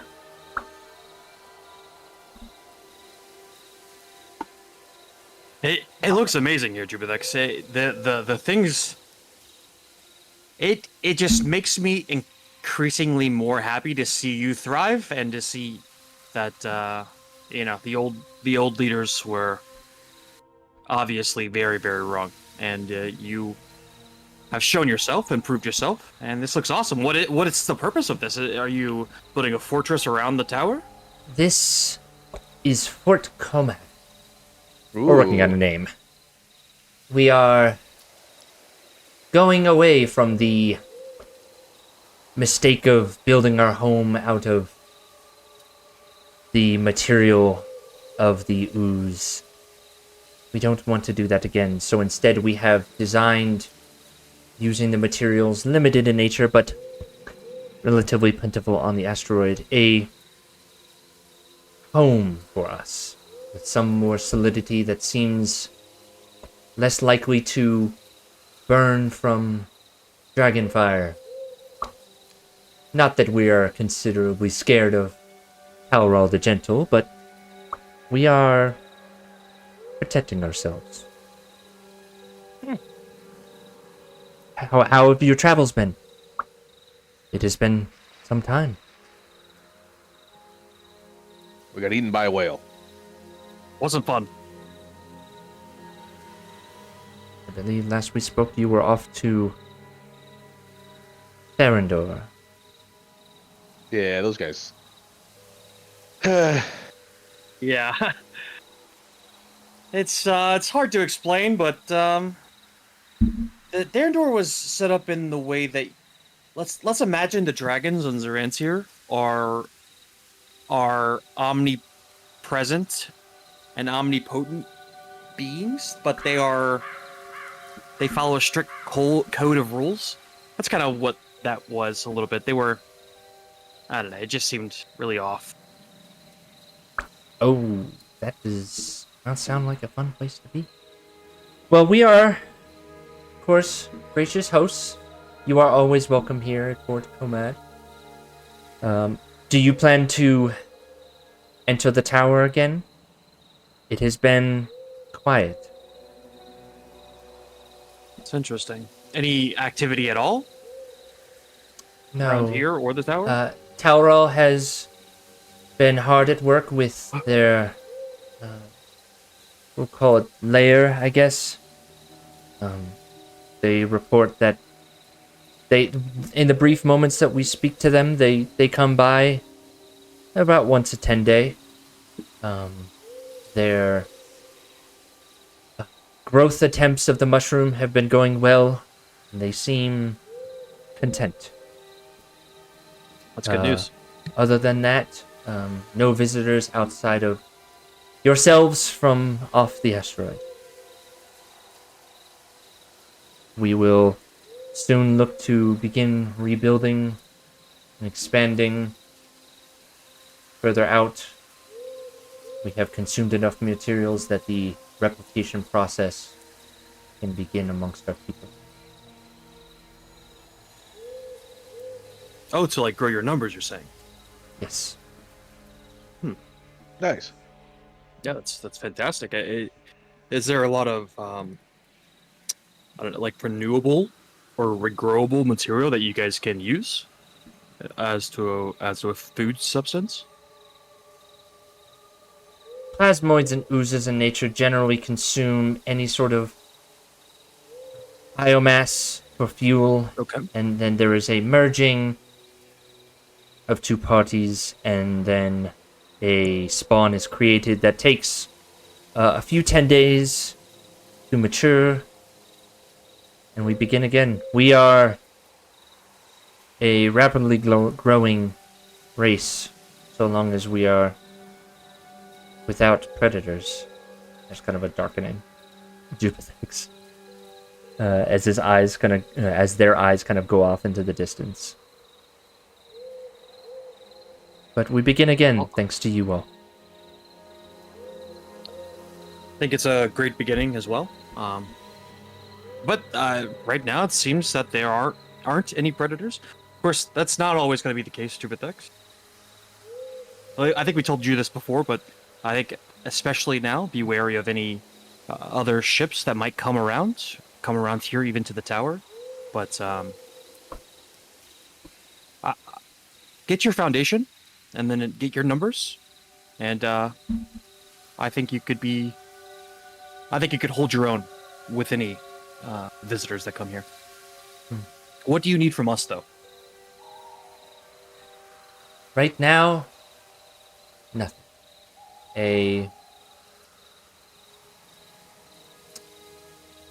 We have seen more ships departing from the inner planet.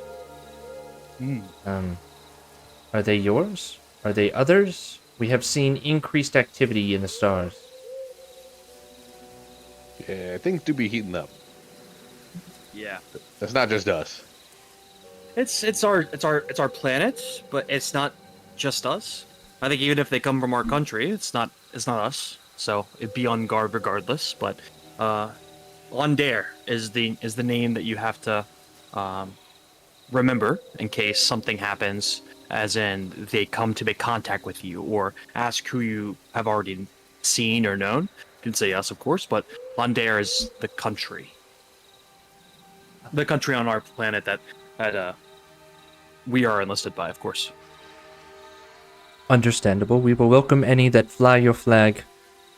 But I wonder, how should we treat any other visitors? I think Should for we now, expect violence? Should others come? I don't think that there will be outright violence. I think you are diplomatic. You know your numbers and your defensives and your fighting force better than anybody. So take caution with that. But we have no active wars, no active conflicts with anybody. So you really shouldn't see someone come here with the explicit purpose of fighting you based on your association to us, at least. But And that's why I say you grow your numbers, grow this fortress. It's amazing, and there may come a day where you will need it. let us hope that day is far into the future for all of our sakes. Let's. If you need to rest before you enter the tower, feel free to do so. You are welcome in. And the tower awaits you for whatever mysteries you find in there. We will continue to guard it. We will continue to not enter based on your previous recommendations. Seems to... It's a mystery, but we tend to avoid it if possible. And all the creatures on the asteroid tend to avoid it as well. It's almost as if there's a sense of danger emanating around it.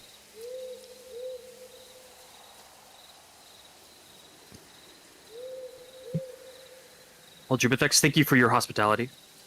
It is amazing to see what you've all done here, and I think we'll make our way into the tower. If you are screaming, don't come in, but maybe you'll be the last scream you ever hear from us. We could not Okay, hear yeah, you great. last time, so Mm. unfortunately we may not be able to know if you are yet in Well, just need know of aid. if you never see me again, my last words were Jubitex as I screamed. I shall hope that day does not come.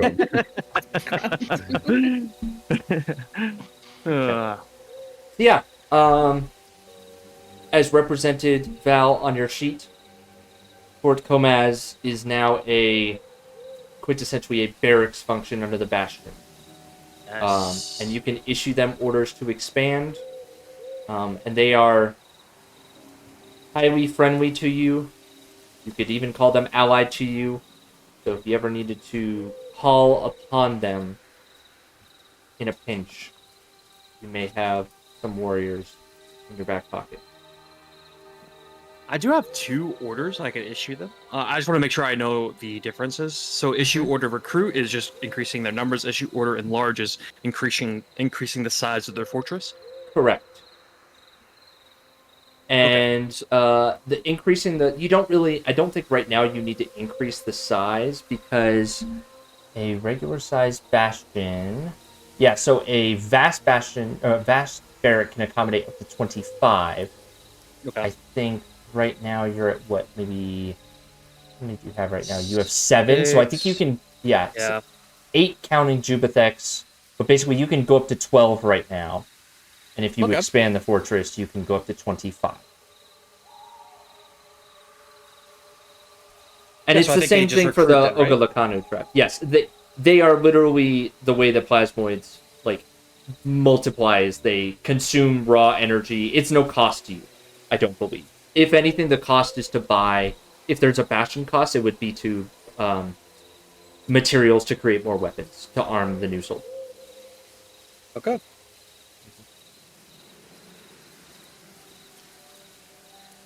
Yeah, you now have a What's safe the place to days rest. for the recruit that I should put? It's whatever the standard thing is. Is there a standard one that prompts you? It just said whenever I pull it up, it just says 7 for the days and 0 for the cost.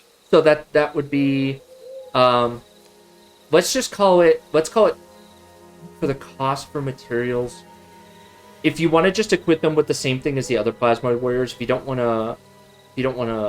want to give them the same stuff, which, full disclosure, the Plasmoid Warriors are CR3, I would say that it would cost you, if you're expanding up to 12, it's going to basically be 25 gold a head. So if you're going from 7 to 12, what's that, 5? So 5 times 25. What's that? 125. 125 gold. Yeah, 125. Yeah.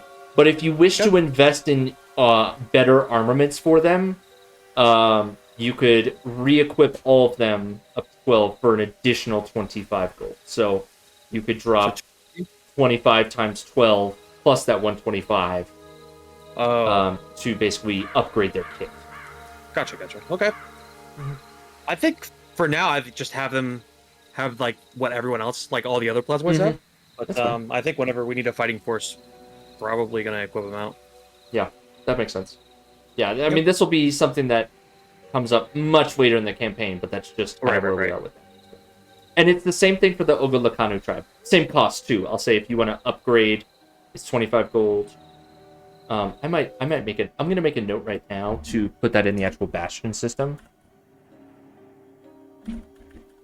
Equipment upgrade cost. Yeah, that's where we're at. Okay. Yeah, because you have the 2 barracks on your Bastion. And it should be the 7 days, 125. So we're down basically 250 right now. You're from only giving them down supplies. to recruit and equip the new ones with weapons. It's only 125, so it should be 7 days, 125. Oh, gotcha. Okay. And then for the Ogalakanu tribe, it would be whatever cost of recruitment to add new ones times 25. But I'm gonna say for them, the time is double. Gotcha. Okay. Because they're training warriors and they don't have instinctive knowledge, but they are stronger. I think it's also at capacity for recruitment for the Ogalakanu. Yeah. But we could look at that later, honestly. Yeah, absolutely. Yeah, I think it is at max. So for them, you wouldn't be able to. You could enlarge it. You could enlarge their camp, or you can just use the recruit function as saying, "Hey, I'm re-equipping all these people with 25 gold per head," and then we'll document that accordingly, and I'll change their standard staff walk to be better equipped. But you can only do that once unless there's you can only do that once unless you we would do a full-blown little side mission or quest to find something or do a project to upgrade it past that standard regular upgrade to the equipment that you give the troops. Okay. If you want to make them elite troops or something like that, we'd have to do that. Like an elite guard, yeah. Yeah, an elite guard would. Yeah, so right now they're a basic guard.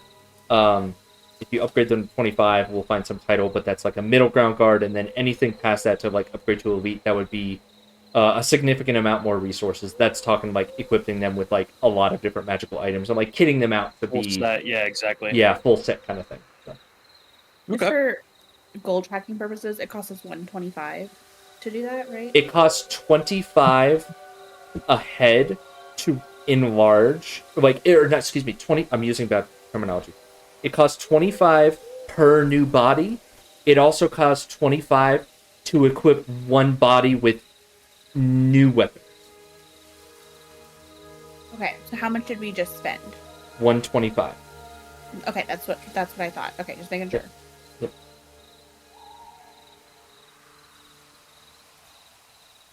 This Bastion system's it's really cool. It's it's nuanced, but I think it's really, really interesting. And the mechanically above table, the more that you upgrade these barracks, the less likely they are to be influenced by the other factions and nations in cyberspace. Because if one of these nations comes by and tries to bully Jubathex and his people, their people, and they're well armed, they're going to be less receptive to that. Or if something happens, like they get attacked while you're away, they can better defend themselves. Which is now a possibility. Now that we're in the Bastion system, your spheres of influence in these barracks, they can be attacked.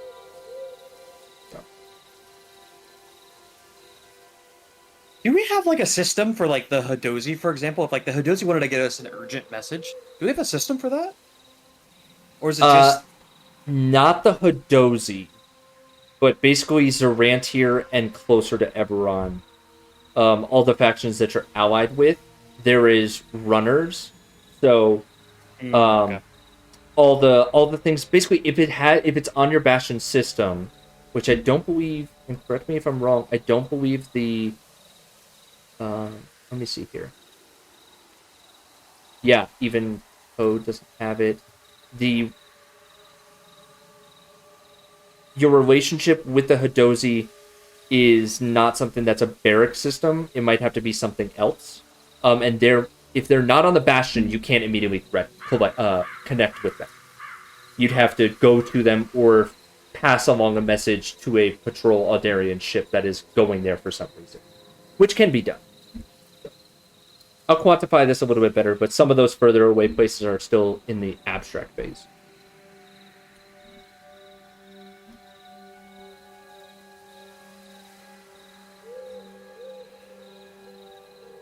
Okay. All right, now that we kind of got those things out of the way, you guys head to the tower? Let's do it. Tower. To the tower. would say- Point of order too, Chris. Did we get our domain dice back? You have not had a full rest. I didn't reset them before we got to Therendor. I didn't know it from between Olarun and Therador since we went directly. I think at least we went directly to Therendor. I didn't refresh them. I don't know if I was supposed to. I meant to ask you about that, but Did you guys get temp HP when you went to Therendor? I can't remember. I think you guys don't- might have. I don't think. yeah, I don't so. think so because I don't Okay. think we get a full rest, like the whole Yeah. full rest system or whatever. Yeah, the full rest system is basically you take a 10-day doing strictly downtime. Like if you guys like doing downtime, doing basic training, like Right. stuff on the ship, Yeah, I'm gonna say that the die has not refreshed then, because you have no to worries. basically go incident free for a 10-day. Yep. So we have one 1d6 for our domain die right now. One domain die left. Yes. Okay. All right. I will go ahead and pull up the tower. Any preparations that you guys are making as you head in to the tower? This is kind of like maybe it's too encompassing, but could Phantom come in with us? It would be a tight fit, but Phantom can fit through the doors. Because Toad has wild shaped into a large creature and has been allowed passage through the stairwells. So I will say yes. A large creature can fit into Comad Mirage. Okay, well, I will take Phantom. Okay. It'll be okay. Whatever. It's a little awkward, but it's fine. Yeah, he's like leaving. Yeah, probably has a smell too. Yeah, actually, yeah. You know what? It's the OGs. I'll leave Phantom. Okay. So you start out on the ground floor, and it has been some time. I'm looking at the maps here.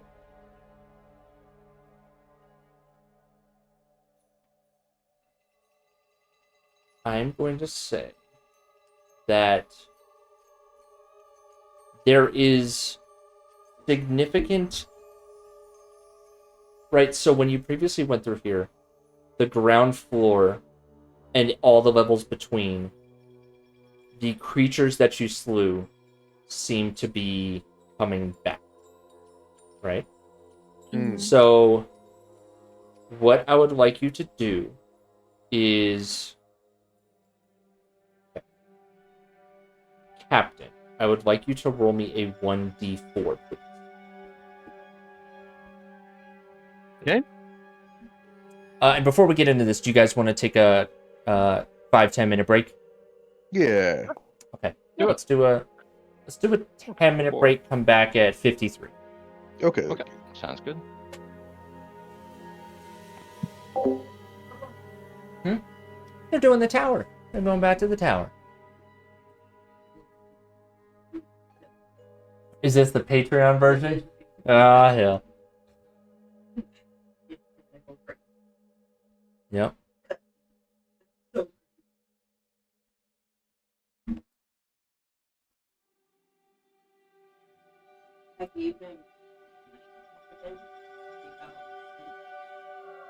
Okay.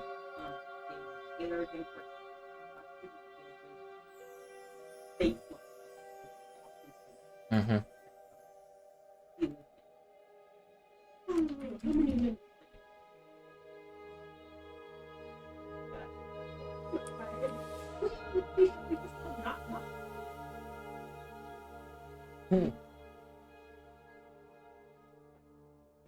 Yeah. He's bullshitting. He always stay bullshitting.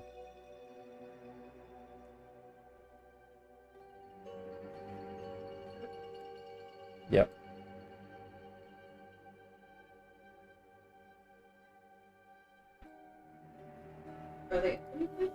No, they decided they're doing some downtime stuff still. They went to the library, did some research. They're doing the tower now. So they're kind of revisiting the old spots. They're not. I don't think they're going to make it to the new planet this session. So,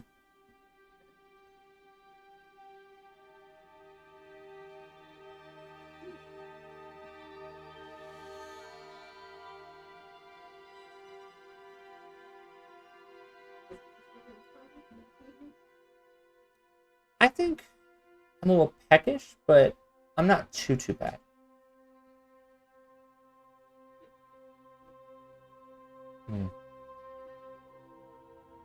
Have I ever eaten food?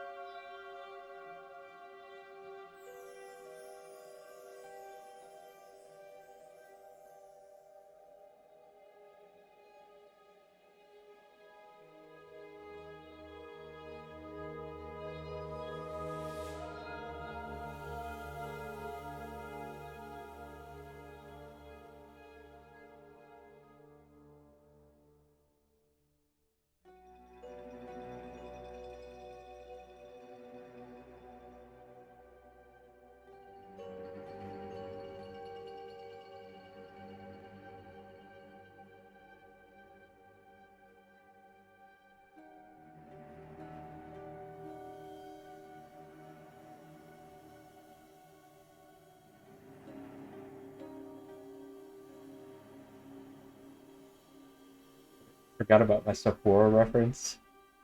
Oh. Welcome to Philora.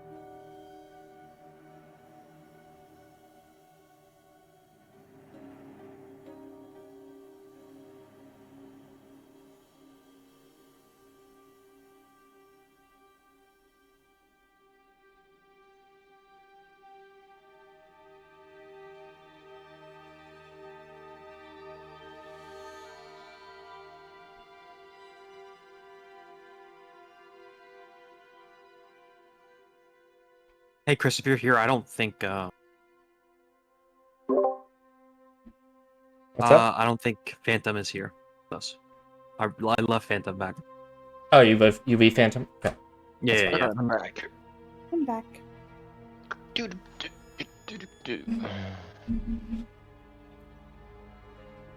Okay. Welcome back to the Tower of Comad Morat.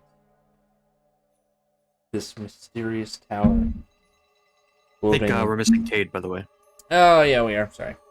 Thank you. I was totally about to... I just didn't want him to come in the middle of us, like, in combat, you know? Roll for Some initiative. crazy shit like Yeah. that. Are you taking anybody with you? I failed to ask. I don't think so. I think it'd be really cool for Tobrov to come in here one time, but maybe not today. As always, it is up to y'all. And position yourselves accordingly on the stairs. How you guys want to do it. Yeah. It's good to me right here, actually. I think before we go, since I am leaving Phantom, I would ask, maybe, like, pull Toad aside. Toad, is it okay if, like, if you do transform into, like, the wolves or something bigger that could accommodate something like me with all my armor and everything? Would it be okay if the situation called for it, obviously, if I kind of rode on your back? Almost like you do with Rick. Do you have snacks that you could offer me as bribery? Is that how this works? That is how I got Phantom. I see you. Yeah, I see you give Phantom snacks anytime you ride on his back, and not that I eat, but I mean, maybe the Phantom, maybe they are, like, not necessarily sustenance as much as they are motivation. So maybe that's the part. So yeah, I'll give you some Phantom snacks. I have some of those extra. Scooby snacks. That's what I thought of too. I agree. I agree to these terms. Deal. Hard bargain. Sign it in contract real quick. I'll notarize it and we'll get it sent. Question. Oh, Rick, you're a yeah. notary? That's so nice. Yeah, I got a little side gig.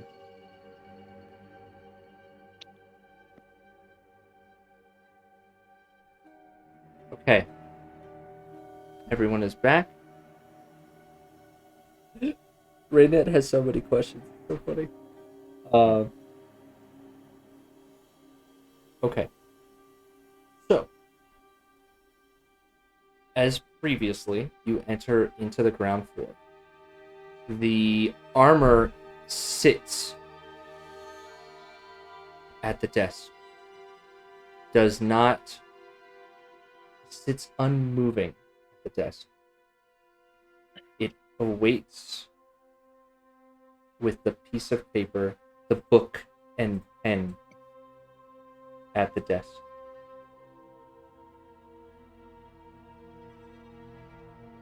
You feel the sense that you cannot leave this floor until you do what it requires. Okay.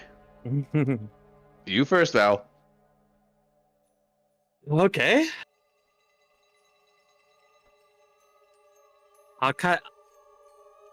Does this statue have a sword? Yes.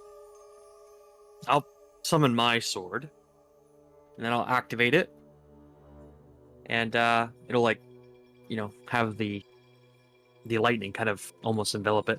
But does it look similar to his sword? This is an exact duplicate of the sword that you... Well, it's been changed. Your sword has been changed, but remember, you got the Voltage Greatsword from this animated from armor. here. Yeah. From him. Yeah. And it is an exact duplicate of what you previously took from him.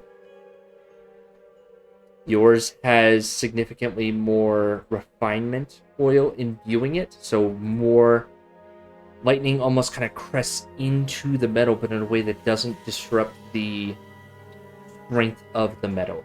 It almost looks like it's imbued. Think like if Thor's hammer was like imbued with lightning internally and it left an after image on the sword itself. But yeah, the ledger sits open on the desk with the pen next to it. Okay, I will. Yeah, I'll go up. And hello, how you doing? It's good to see you again. Try my Don't name. talk to it. Well, I feel like if it's always gonna be here. I'm not gonna remember. Is there any recent entries other than ours? No, and interestingly enough, the pages are blank, but it is open to the same page that you previously wrote on. Okay, well, yeah, I will. I'll write my name, and then put and co. And co. Yeah. Acceptable. All right, so you proceed upstairs. Valerian, you take point, I assume, based on the previous setup. I'll take. Are you concentrating on something, or is that just something old? Oh, that must have been the detect magic. Gotcha. Okay. We've had a full rest. You have your spell slots back and everything. Okay. Okay. So, a few points where you can stop that is not combat in nature. The lower floors seem like the entities are reconstituting themselves, but they have not fully reconstituted. Ew. So the first place that you can stop, if you wish to do so, is the brewery at level 6. That is Gareth. Do you wish to stop there, yes or no? I do not. Nope. Nar. Okay, that is the inn. I will remove that. The next I'll one shoot Gareth some finger guns as we walk up the stairs, though. the next point of interest that you could stop at is Thalora, which is run by Divine, who sells the enchanted makeup and cosmetic products. Do you wish to stop, yes or no? I'm good. Nar. Nar. I'll take. I will also shoot her some finger guns, though. Yeah. Altair will be curious as he explores up the stairs, but he won't stop. Okay. The last one of the second to last one of note that is non-combative in nature is Green's Not Mean, run by Burmog, the half-orc, the herbalist shop, the plant shop. Do you wish to stop? Yes or no? Nar. No. Nar. Okay. But I will glare at him menacingly as we walk up the stairs. Okay. So, He's like, who the fuck? you pass by the garden. Yeah, they don't have any recollection. There's no look of recollection in their eyes. They're greeting you as new customers.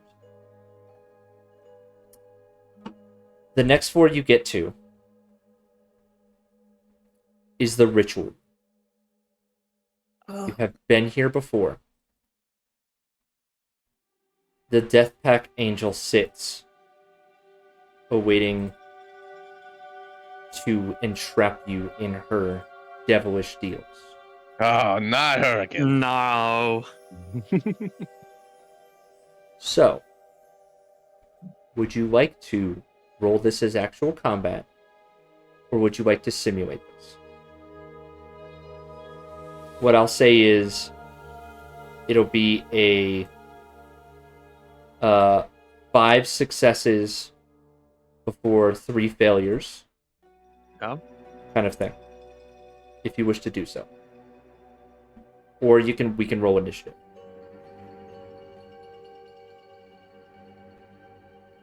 What do you think? Yeah. We can. No, we could simulate it. That works for me. Yeah, that little skill challenge. A skill challenge going here. Okay. I'm gonna stand up. Give me 1 second. I'm gonna use my standing desk. Ooh, fancy. My desk has a motor in it, so it lets me just pull it up. Very fancy. My entire desk raises. When you say a My motor, dad- I'm imagining it's like a lawnmower. Yeah, Pull V8. the thing. You gotta shift it to make it go. Got some hydraulics on it or what? It is pretty cool.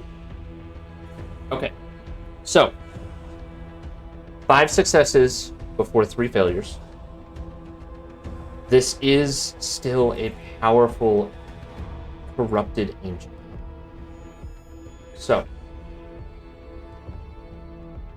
you know that she will attempt to infiltrate your minds, and she will attempt to describe you with your darkest desires.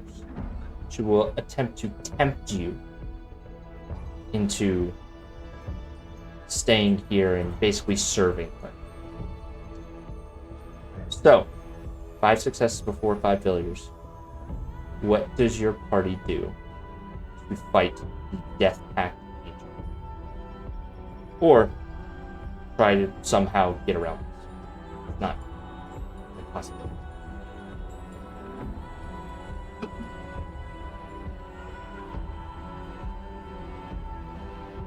I will say for the purposes of this, auto successes have to be 3rd level spells.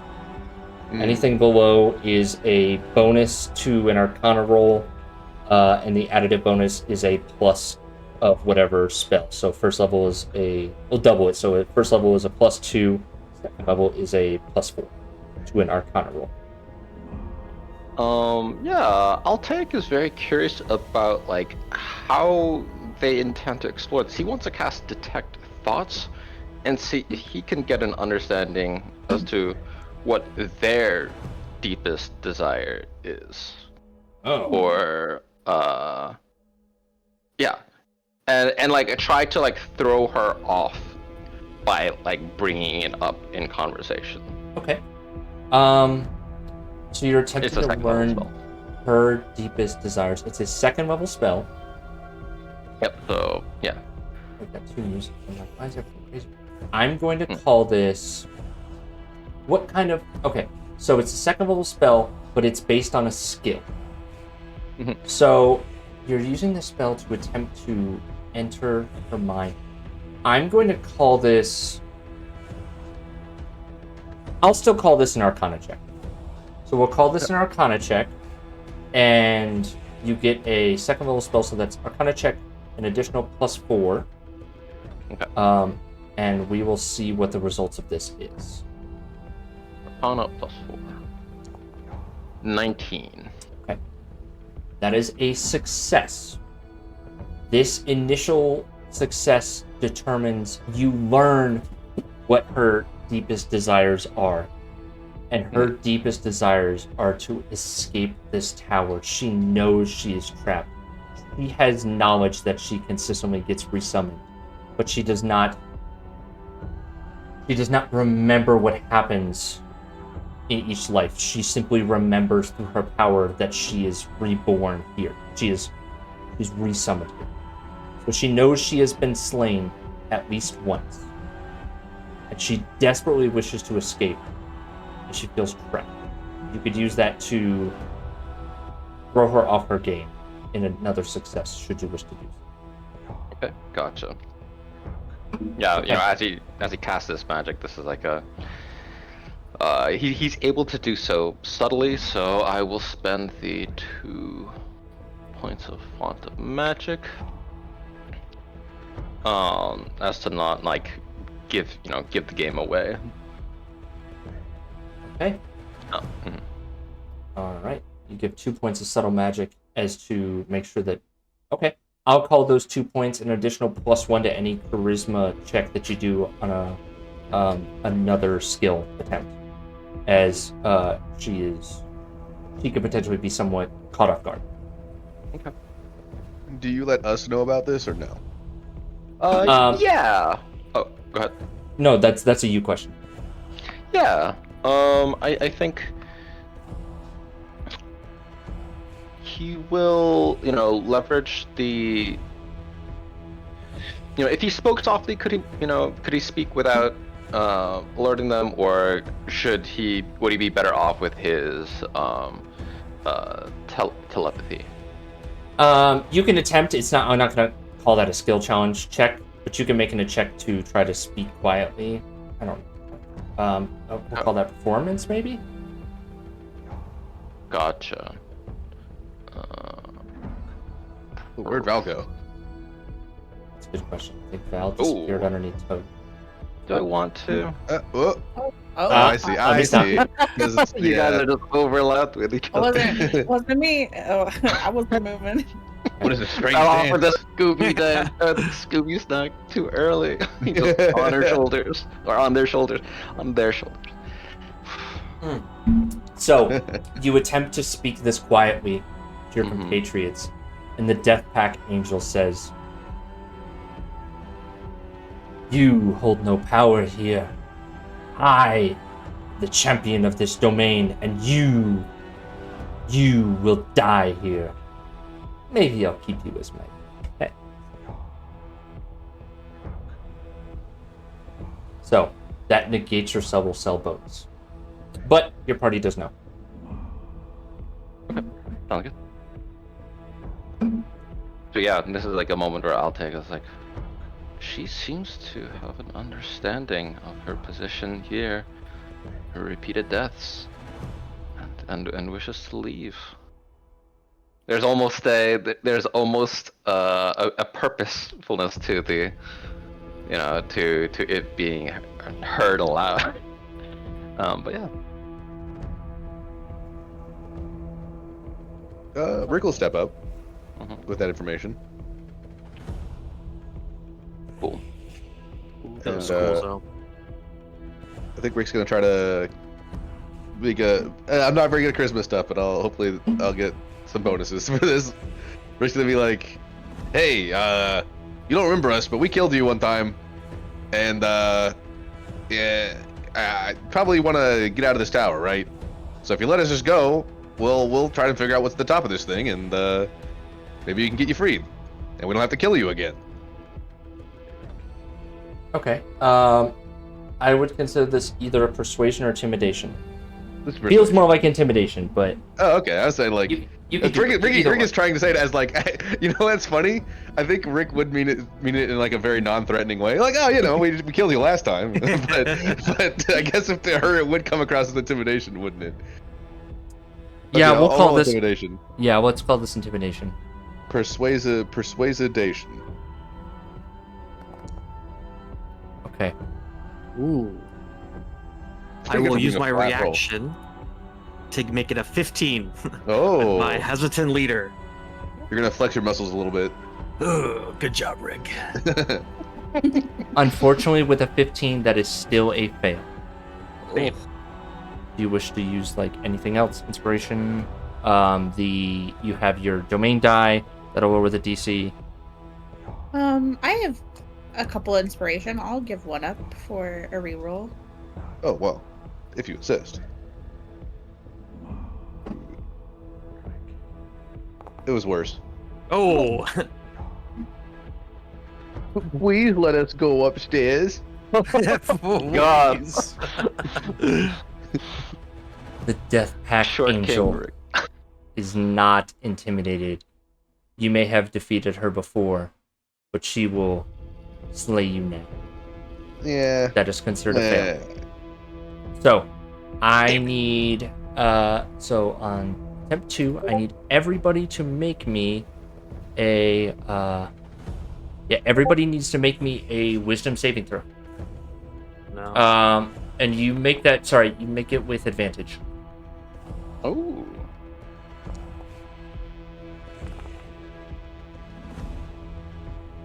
Oh man, whiz saving throw. She's gonna be very disappointed. Of course, I roll a 7.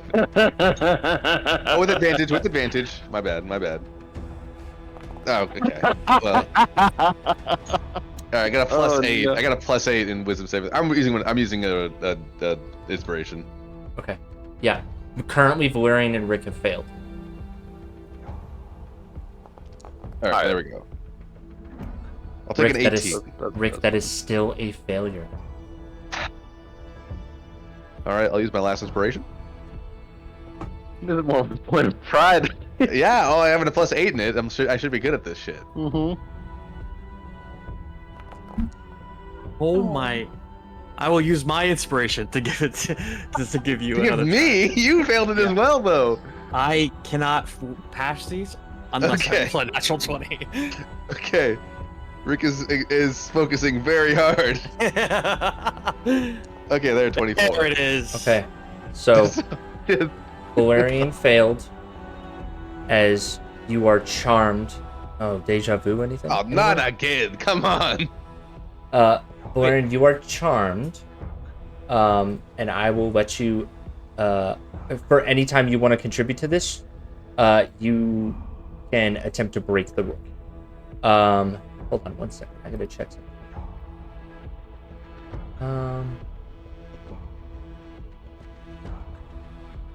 Oh, anything harmful to it. Okay, so I will let you make another roll now, but you will suffer 2d10 damage, which is 12 damage. Making this public. There you go.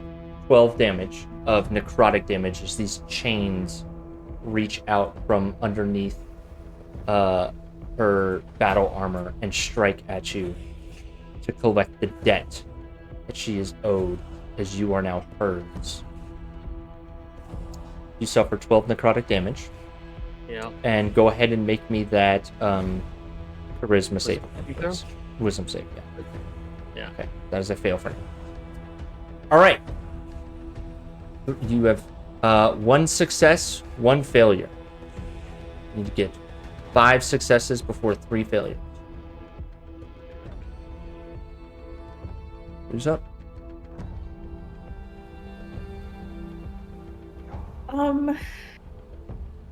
Shoot. Hey, Toad, you want to just kill her? Do you think we should just? I mean, we kind of killed her last time. Should we just fight her again? Toad and Rick are like, murder, murder, murder. Hmm. Can I? If I attack her, is it just gonna like roll us into initiative? No, it will count it as a skill challenge thing. So it would be you're using an attack in your roll. So it would be you'd have to beat the skill challenge DC with your attack bonuses.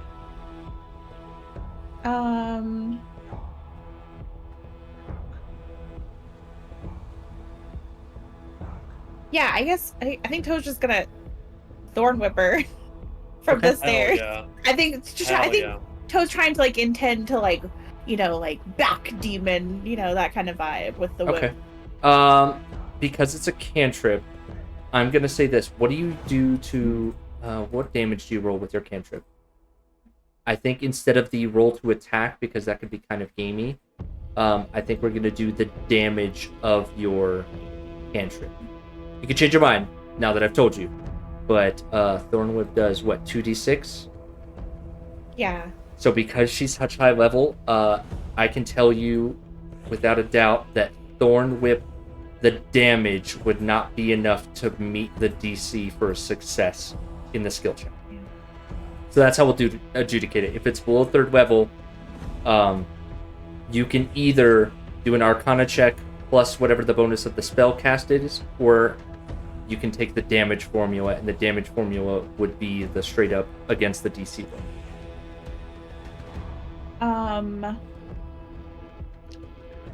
If I used a spell that made her have to save, how would we adjudicate that? We would have it be make her do a save. I would say that the bonus of the save, so that would be 18. So I would say that you would do it would be a wisdom check plus 8. Straight wisdom, not a arcana. A wisdom check plus 8? Yes, because that is your modifier. That is your save Okay. modifier. That's your spell DC. Then I would like to wither and bloom her instead. Okay. I think Toad, and for the first time, invokes the power of decay, that other part of the life cycle, and attempts to like almost like draw that energy out of the Death Pact Angel. Okay. Ooh. So that does what kind of damage? Necrotic damage? Necrotic damage. Okay. That's cool as hell. So because she is resistant to necrotic, I'm gonna bump the DC up a little bit. So the DC is the DC I believe would be 20. Because she is a hard creature to fight. She is a strong angel. That's okay. DC 20 wisdom save plus 8. DC 20 wisdom save plus 8. Wisdom check, not save. Wisdom check plus 8. Ooh. Ooh. I'm gonna use an inspiration Go for to it. reroll that. I was maxed out on inspiration. Okay, so 15 plus 4. Or, excuse me, plus 8. So that definitely clears. Okay. Nice. So that is another success, as even though necrotic energy pulses through her veins, you overpower her enjoyment of the energy to a point that causes her significant. That is success 2. We are on 1 failure. My bad. Valerian, you are charmed, so you feel no need to harm her. That is your penalty for the fail. You can attempt to talk to her, and at the end of your skill challenge, you can you'll break the charm. Actually, let me be fair. Let me be fair here. You are no longer charmed in this skill challenge, but you may be targeted again. Okay. We make it fair, because if not, you'd be stunned off the whole time. Doesn't make sense. Oh, I'm imagining a world where his challenge is that he still must conduct it under the restrictions of charm, of like. I thought what I think that's what I was gonna do first. But he took damage. Okay. Yeah, no, because I mean, I'm not. My plan isn't to necessarily attack them. The angel. It was basically to. I think what Valerian is gonna do, especially after hearing Altair kind of make some sort of a connection and into what its desires are. I think Valerian will.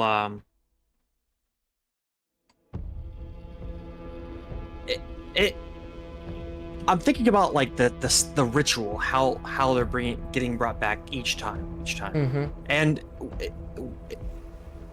maybe I'm thinking of this incorrectly, but wasn't it this room that Alaric was lessening the brightness of some of the rituals, or like messing with the ritual circles to tamper with the creature being here? I believe so. Yes. I think that's I think that's what I'm going to try to do then. Thinking about Alaric. Sorry, I was trying to make sure I was saying the right name. Thinking about Alaric, I wanted to. I think I'm going to go to like some of the runes, and just say, your enemy isn't us. It's the people who have you here. This ritual wasn't done by.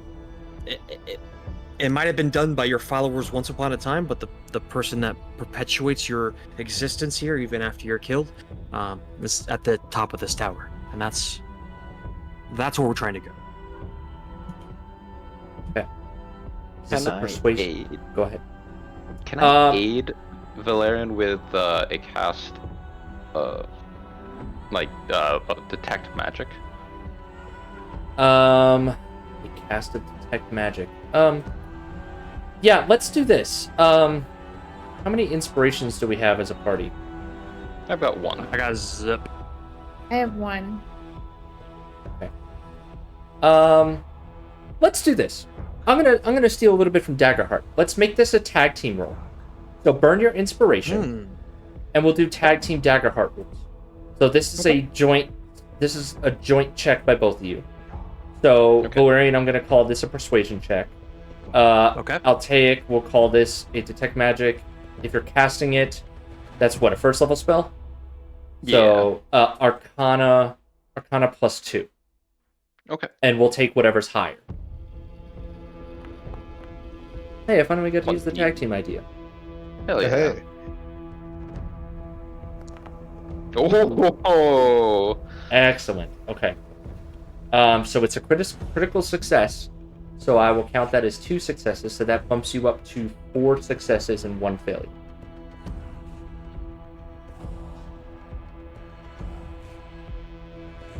the Death Pact angelic woman who thrives off of corruption, changing others, pauses and looks around her at the magical runes that she believes there's a thought that maybe the runes have something to do with it. But she can figure that on her own time. She can do that without you. She will investigate further. After round 4, I need everybody to make me another wisdom saving throw. Or be charmed. Suffer damage. Oh god. -1. I really wanted to take resilient as my level 8 feat, but I didn't for some reason. What did you take as your for level 8? Eldritch Adept. Nice. Okay, I see. Oh, I failed to. I gotta be fair. You guys roll this with advantage. Wait, hold on. Because she. Anything. That. Hold on. Does so with advantage if you or your companions are fighting it. I'm gonna say that you've kind of been talking, but kind of fighting. Toad did attack her. You did attack. Okay, I'm gonna say that you do roll disadvantage. So, Toad, Rick, you succeed. I'll take Valerian. Roll one more time. Me and Toad high five. Okay. A little low five. Oh, behind I'm getting back. some flashbacks Yeah. here, guys. Okay. Valerian and Alaric. Yeah, you guys really are the butt end of this joke. Well, not joke. The butt end of this damage. You both suffer 8 necrotic damage. Okay. And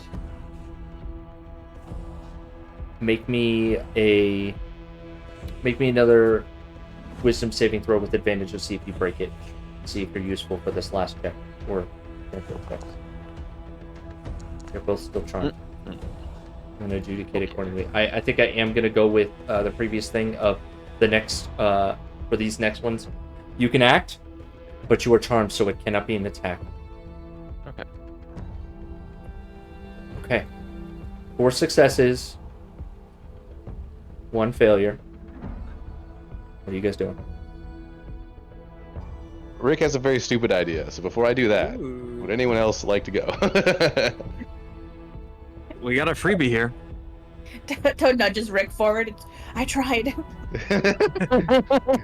Okay, oh boy, here we go. Rick's gonna pull out his Sword of the Parents. He's gonna wield it aloft, and he's gonna charge the Oh, hell yeah. the angel, and Okay. he's gonna bring it above his head, and then not swing it, and instead he's gonna hold the handle out to her.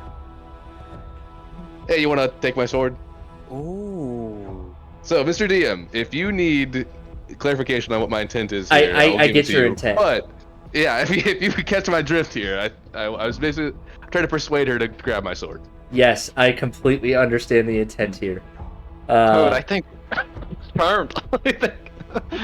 I Oh, no. need you to make a persuasion check. Yeah. Yeah. And keep in mind, I will allow this in this form of skill challenge. Don't expect this to be a trick that you could use in every fight. Yeah, exactly. I will allow the conversation to happen, but if this is a success, it's not going to be the same success for an out of skill challenge thing. But go ahead and make me a persuasion check. At 15, that is a failure.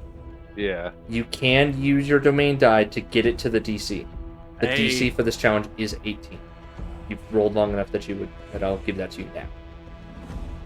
3 or more I on a d6. what do you guys think? Up to you. I want to do it. Do it. I think you should do it. Okay. 1d6, right? Mm-hmm.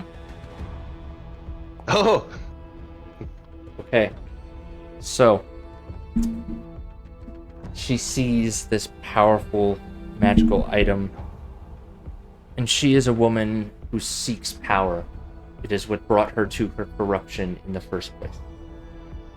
This Death Pack angel grips the sword to take it from you to plunge into you, because you are nothing to her. But as she takes the sword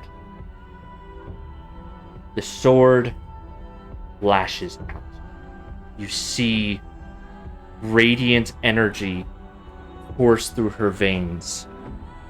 And despite her celestial heritage, the Sword of the Perun recognizes when a wielder is not fit to support the noble causes of wielders of the past. This entity is antithetical to everything every previous wielder has done. And it rejects her. Yeah. The radiant energy courses through her veins, saps her strength, and she, like a being filled with too much light, explodes in a shower of radiant light.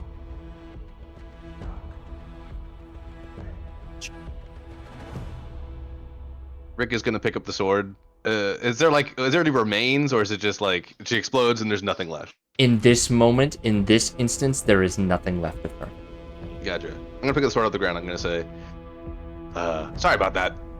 Won't do that again. I promise. It's gonna be you and me from now on. I'm gonna put the sword back in the sheath. Okay. All right. You two are no longer charmed. The source of the charm exploded. Yeah, that's a pretty good reason to. Literally exploded. Just D&D things. Okay.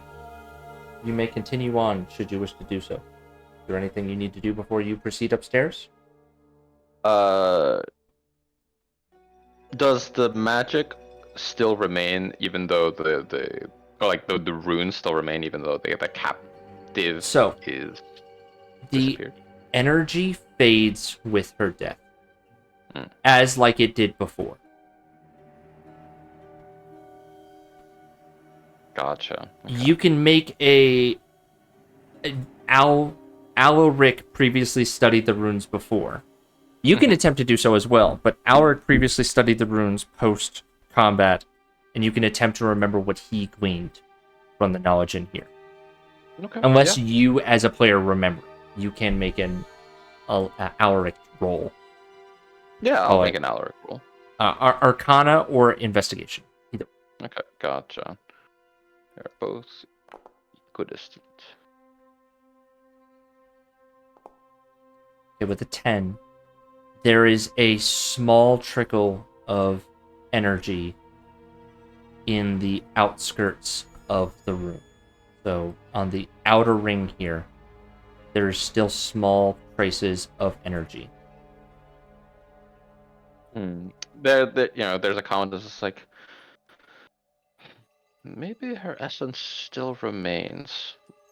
Maybe there's something about the arcane runes of the outer ring which sustains the magic and restores them. Well done, Rick, by the way. Rick is going to go to Val. Hey, Val. Yeah? That was crazy, by the way. Should we talk about the talking sword that can explode beings into light, or? Try to take a swipe at him. Oh! I think I just smack his armor. Hey, don't stop getting caught up in the angel business, okay?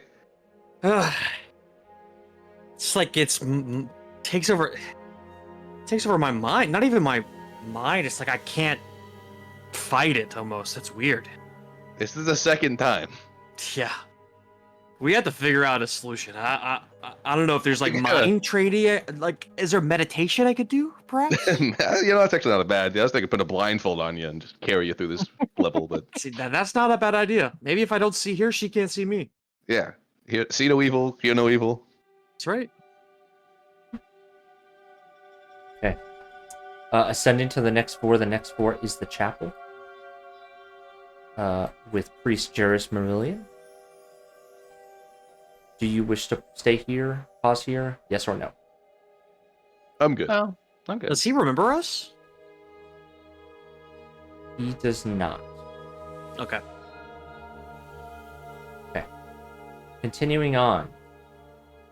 The next floor is the frozen, battered scene of the almost like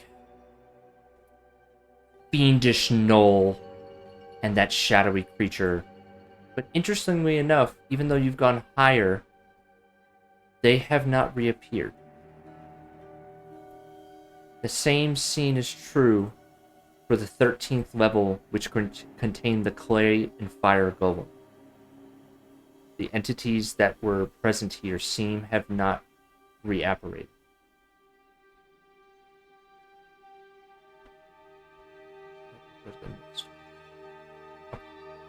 So, the next level up, level 14, you have not been to.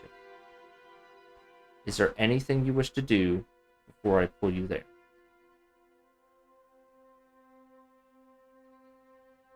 I'm good. I'm good. Okay. I'm assuming the marching order is still Valerian, Toad, Altaic, Rick. Works for me, yeah. Yeah. Yep. As Just you a point of ascend... order, my game disconnected from Foundry, so I'm reconnecting. Okay, we'll wait a second. That's fine. I want you to be able to see what's going on. Let me know when you're fully loaded in. Sure. We can do as many floors as you guys want. Well, generally, it's a safe bet to say that. Yeah, I'm just gonna be. Yeah, I mean, you guys, we're not gonna make it to the point where I would say I'd need some more time, so we're fine. And after this one, what I'll likely do is finish the tower. So anytime you guys go after that, it is completely done. Because I kind of do this in a little bit above the curtains. I kind of did this in stages. Okay. I see your name in there, Val. Are you back in? I am not back in yet, but I mean, yeah, I'm not back in yet. No, Can we? It just takes a while for Foundry from Yeah, for no my. worries. Can we take my a browser. this? This is a good pause. Quick. Can we take a quick 5 so I can go use the restroom? Come back at 40. Oh yeah, sure. Perfect. Okay. Absolutely not. Yeah, Mr. DM. All right, we back. So, as Yo, you actually, can we before we go to the next floor? Can we take a short rest so I can just get some HP back? oh yeah, it's No. 10 minutes. You can totally take a short rest. I will give you a little snack. Of what? It's a little shark shimi Oh. from the bag of holding. Rick eyes it so you, suspiciously. so you get to do an additional 1d8 if you use a hit die. Ooh. That's huge. Do they also get the dark vision bonus? Oh, I don't think so. I'm We gonna haven't, say like, mechanically we in haven't this talked about moment. Yeah, that may be something for later. Yeah. This shark shimi particularly is my flavor, but maybe later. That's that experimentation thing we were talking about. Too. Yeah, I got max rolls in both of that, so amazing. I'm back at fully. Nice. Huge. I'll take. Are you also taking a short rest?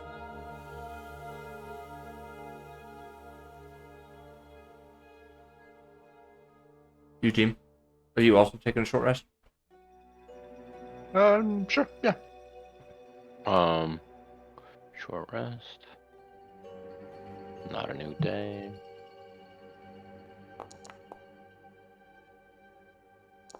Oh, I will give you a snack also, so if you wanted to just roll one of your hit die. Oh, cool, thank you. And just go 1d8. Yeah. Is it a 1d8 or is it their hit die? Because he has a d6 die. It says a 1d8. Oh, cool. still. Okay, that works. You don't need to. I trust you. Cool. Oh. It's so easy to post things now. It isn't very hard. Yep, 1d8 hit die. Makes sense. Okay. All right, you ready to ascend to the next floor? I am. Let's freaking do it. Toad will preemptively wild shape into Dandy Mm. Toad. Oh, okay. Dandy Toad. Okay. When are you going to be old Dandy Toad? When me and what's his name get along, Thistle. I'll pull. Yeah. I'll pull that toad out. You can still see when I move that toad out here, right? Yar. Okay. Just update that accordingly.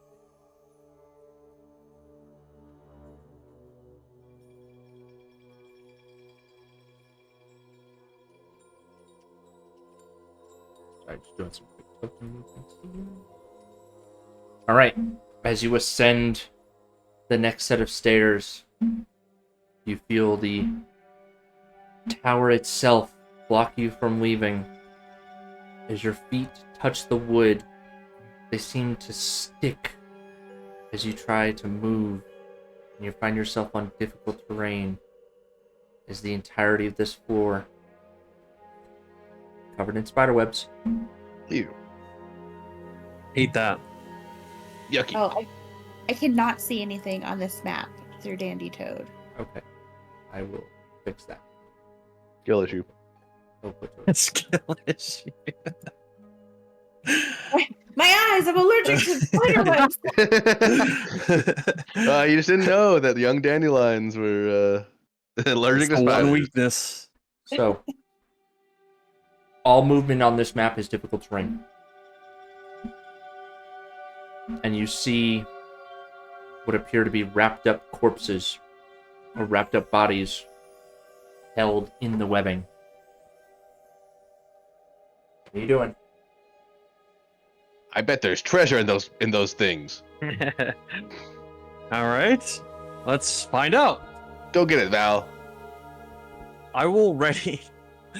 I'll I'm gonna take ready an using action if I Val as can. bait. We're gonna send him in, and he's gonna get the spiders to come out. So go ahead, Val. You got this. Oh, I if there's treasure, it's gonna be great. Start walking out. I just want to ready a blur. If I ready a spell, do I use the spell slot even if I don't use the spell? Yes. That is the I will trade-off. not do that. You don't want to ready, I Blur? will. Nope. Alright. Your intent is to go to the bodies. Yep. She was good. Has anything happened as he gets to that first body? As he gets to that first body, Yeah, here we go. you notice a shift all around you as an entity. You begin to see a shift just here as something seems to, as some sort of creature begins to phase into existence. Let's roll initiative. Yay! Initiative! Woo, yeah. Woo. 21. 21. Oh Can my you god, I do rolled this so for bad. me. Oh, I thought that was my roll. Nope. Oh. Did I not roll it? You tripping? Okay. Come on, I scrubs. rolled. Don't you know how to roll initiative? Oh, it's right here. Jesus. Oh! 19. That's pretty good. It's okay. Hey, it's a nice on the die. Oh, double digits. Double Nice. digits! Let's go. I also don't have a -1 dex anymore. Hey, you got a +3 with young dandelion. Yeah. Okay. Let's get started. First of all,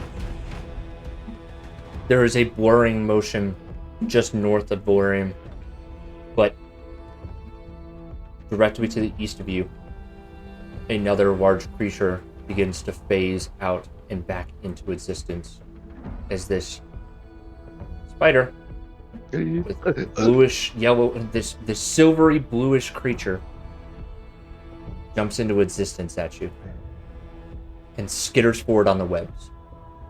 As I will remind you, everything here is is difficult terrain. All right. So it skitters into existence, almost as if it phases into existence in real life, and it will curl its abdomen underneath it and shoot webs at you. Specifically you, Thor. Nar. Imagine Valerian said that in the actual nar. As I'm getting spettled up into a human-sized web. Okay. I need you to make me a... we're just going to have to do it manually. I need you to make me a strength check, please. Strength check. Hold on, no. This is going to be a pain in the ass. I don't want any of this. Okay. I'm just going to roll this. Ignore this. For some reason, the web attack is not... We cannot see that, thankfully. Yeah. No, it's fine.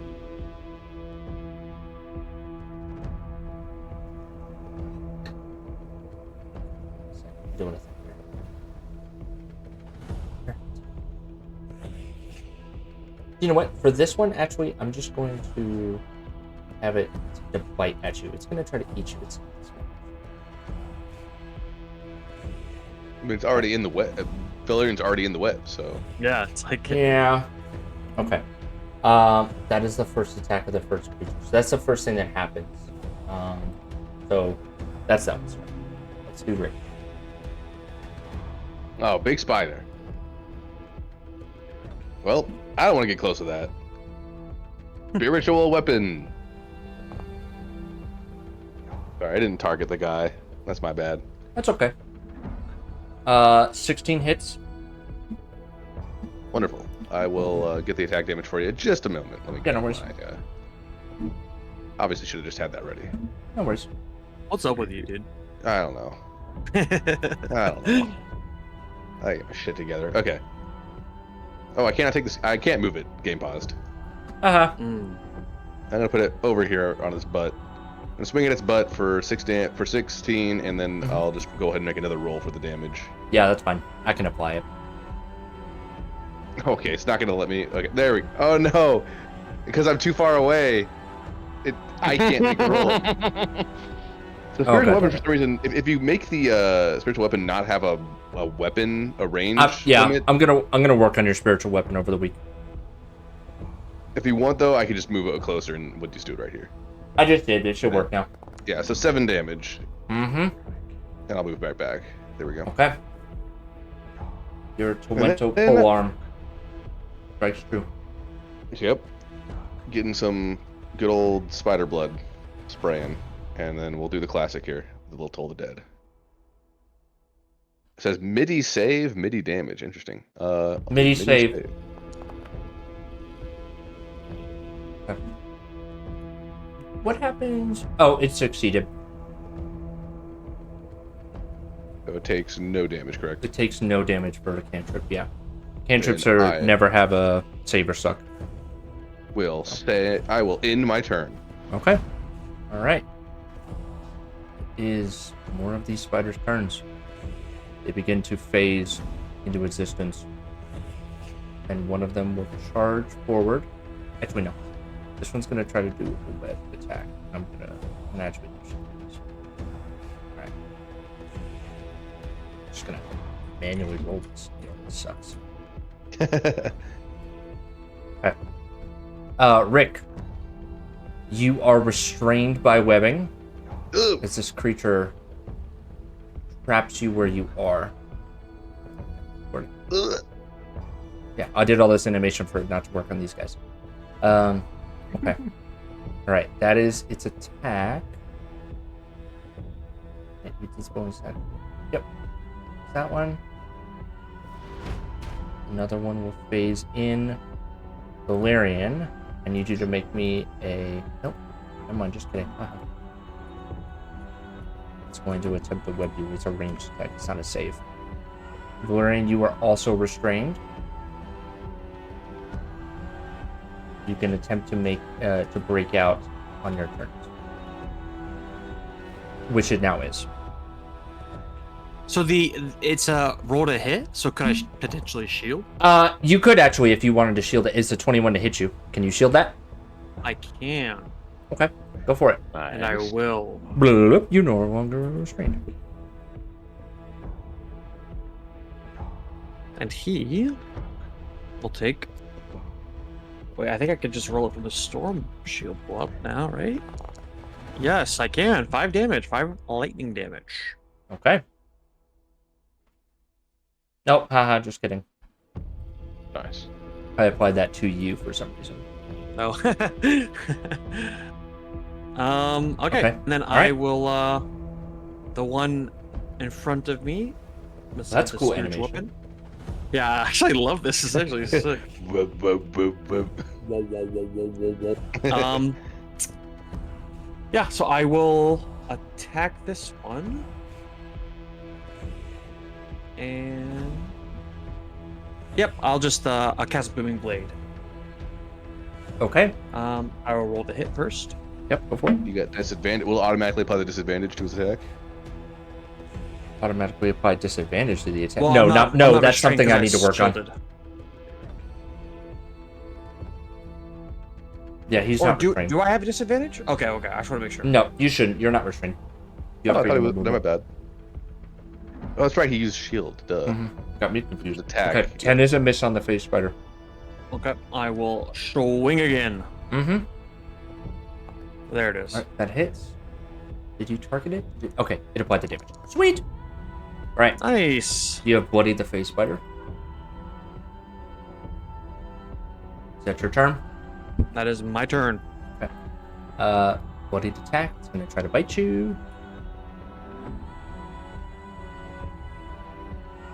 Misses though, because you are a big old tanky boy. That's right. Toad.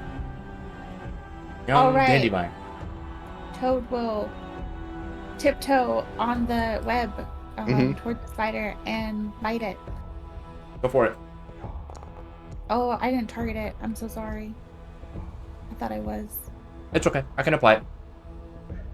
11 hits. 11 does not hit though. So Grr, Toad says. okay. And that's all. Okay. All right.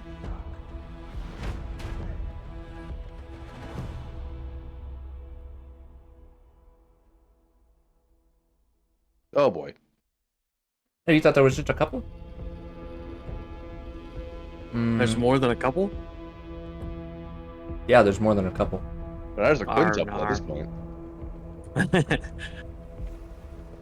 Let's save that. Okay. Your shield is still active. 25. Does that hit? Does it? Okay. It does. It stays where it is, but that's because it's a web attack. So you are now restrained. You can attempt to break out of that on your turn. Comes up. This one will attempt to bite as it skitters towards you. Get away from me. Thought. But a 10. I'm rolling my shit. Works for you guys. Duck down. Right. I'll take. It is your Yeah. turn. I'll take shots of blast zone. As he Yeah. It's working.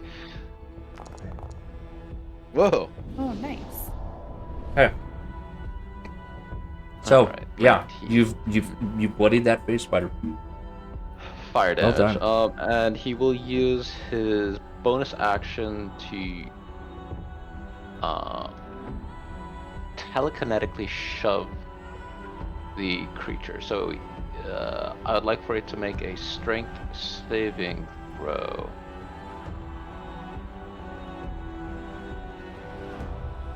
$13. Okay. Gotcha. It will fail. So it's just pushed 5 feet back from Okay. Rick. All right. Is the spider bothering? And that's his turn. Hey, it's spider Bloodied, bothering. bloodied attack. It was gonna bite, but you pushed it away. So it worked out in your favor. Oh, The last spider rolled terribly on initiative. Is it's just going biding to- its time. Yeah. But you are restrained, which I believe does that give it advantage on attacks? It gets advantage. It does. Yeah. Okay. Kind of bonk, donk, talk. Sorry, Bell. Kind of what you're made for, though. Yep. Even a 20 doesn't do it? 23 IAC. He's got shield up. For the round. I do have shield up. It factors the shield in. Now, is it still up because I cast it? So I cast it in response cast to a it. web, and then it was my turn. So was it? Is it off? Oh, it Technically, yeah. It is. I, You'd have to. I just want to say that just to. I mean, I will cast it again Yeah, for sure. you can but cast it again, I just yeah. want to make sure. And then Okay. he will also take 2 lightning damage as well. I should have Okay. charged.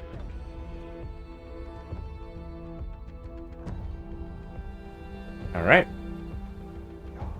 Damn. Top of the round. This one is going to attack you. Shield is still up. Cast with advantage. 19 is a miss. And it phases out of existence. Oh, well, 1 down. Rick, it's your turn.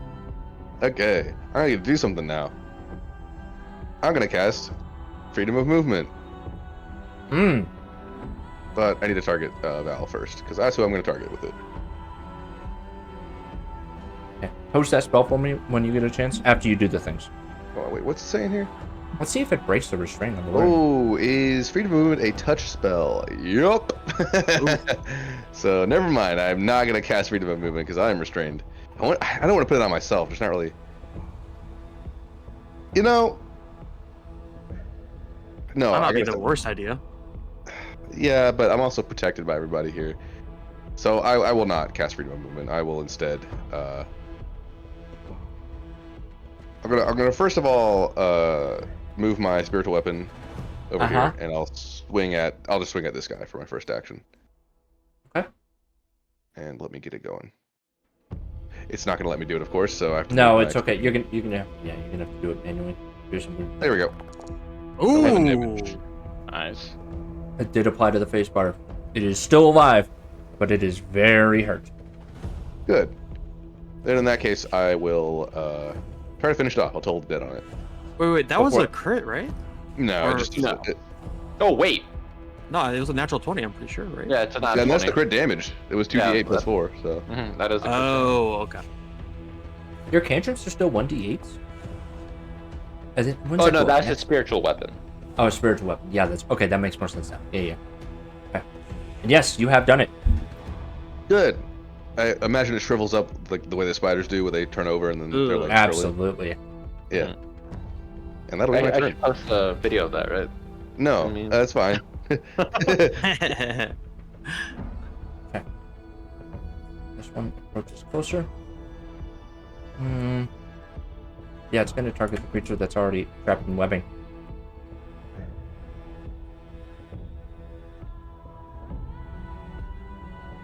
You and the shield. Mm-hmm. Same here. Break through it. You're not very smart. It is now your turn. And shield dropped, as intended. Nice. Okay, so I am restrained, so I can use my action basically to break out of this restraint. Yes. Is that right? Mm-hmm. Action or hold check here. You can use your action to burst the web. You can also attack it with your weapon or something. Okay. In restrained, I can attack. I just can't. I just have disadvantage, right? That is correct. Okay. I will attack the web, but first I'm going to cast Booming Blade on the face spider in front of me. I will Okay. roll to hit. So, Booming Blade is an attack action using your weapon. So it's a cast and an attack at the same time. So, the way that would work, though, you can't do Booming Blade, then use that attack on the webbing. You can't disconnect those two things. So if you're going to attack it with Booming Blade, the creature, the attack would be a disadvantage because you're currently restrained. You got to deal with the webbing first, if that makes sense. Yeah. So my plan is to basically cast Booming Blade, and then for my bonus action, since I can use an attack action, I will use that on the web. Does that make sense? Yes. So basically Yes. attack the... Okay. I just wanted to... Yeah. Yeah. Perfect. I always forget about your will dome attack him of then. fighters. Yeah. I Okay. think that was it. Yeah, that was a disadvantage. And that should Roll apply damage. shortly. Yeah, you have bloodied that spider. It is hurt badly. Okay, and then for my my bonus action, I will attack with the web. Okay. Is it just a roll to attack? Yes, just roll to attack. Roll to hit. Real low. What's the damage? I think the damage is... You do, like, 4d4 damage, don't you? Yeah. Its HP is 5, so you do the minimum that you need to do to break out of the web. Perfect. Okay, and then yeah, I think I'll just kind of stay there for my... It's my turn. You bloodied the space spider. It's using its bloodied action to attack. And you are no longer restrained. Well, it doesn't matter. Toad! Chomp. Chomp? Chomp. Chomp. Chomp. Chompity chomp chomp. How's spider taste? What is it? It's like made of regular spider material. It's a strange spider, but it is still a spider. It's Tastes a, like yeah. purple worm meat. Oh no. In Monster Hunter Wilds, spiders can provide monster broth as a material. Oh, god. Oh, that's it for me. Okay. I moved Done. a little. Yeah, I saw. Well done. All right. Okay. Code. I'm going to attempt to web you down now. That is a 10. That does not use for AC. Nope. And it will fade out of existence. I'll take. It is your turn. Alright, you want to stay in the blast zone. So true. Yeah, target this spider. Hit it with ye old sorcerer's burst. Ye old sorcerer's burst. Yeah. Okay. And then also bonus action push it for Okay. a strength saving throw again. Okay, let me make that strength save. I assume that is a fail. Yes, so 5 feet feet. away from me. Okay. Right next to Val. Uh-huh. Then that is his full turn. Okay. That spider is going to target Toad.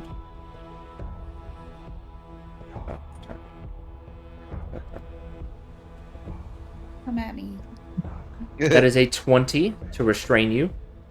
Yep, that hits. Okay. You are restrained, Get gacked. and it will. It's all over fade me. out of existence.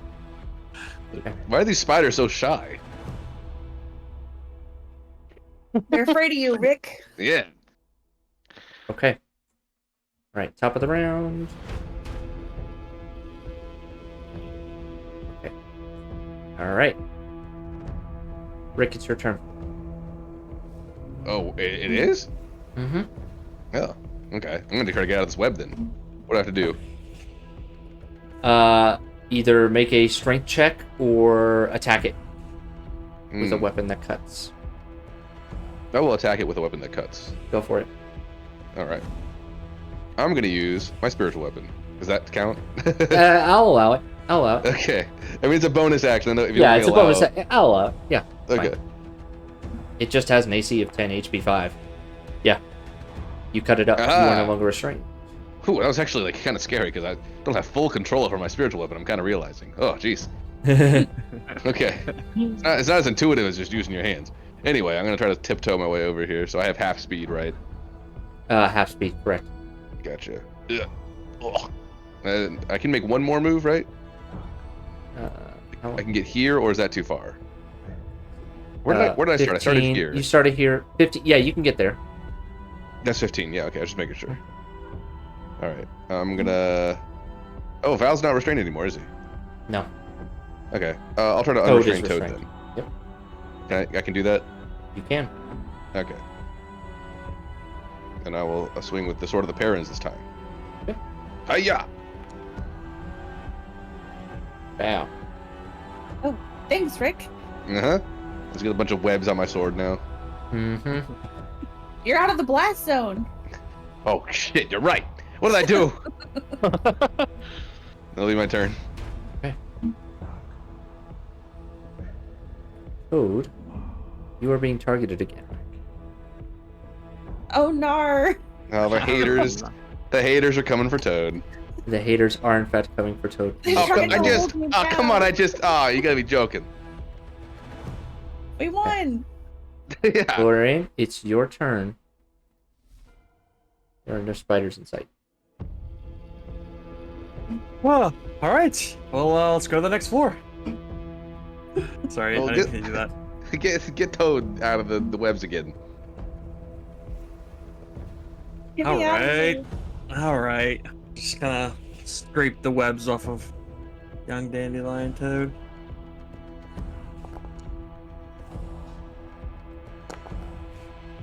$22. You quit those Yeah. webs. Yeah, the webs start melting. So you okay? You okay? Okay. Oh, it's so sticky. My eyes, I can't see. You know you have a spider form, right? I mean, Yeah, but then it's just more eyes. Are you trying to say you want me to be a spider? Is that what you're trying to say to me? well, I mean, you didn't know we were gonna be in the spider land when we came up here, I guess. That's true, but I'll know for next time. Yeah, I guess that. Yeah. Hey, if you were in spider form, could you like eat these guys over here? No. That's How- terrifying. How gross. old do you think they are? Okay. Maybe it's like wine; it gets better with age. We are still in initiative. Hey, I got a bad feeling about this. Chatting. I have a bad feeling about this.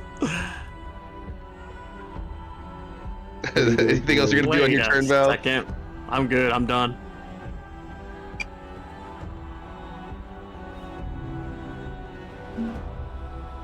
Toad. Toad's gonna take a step forward and it's gonna bite in the air in this general direction. Okay, go for it. Roll the hit.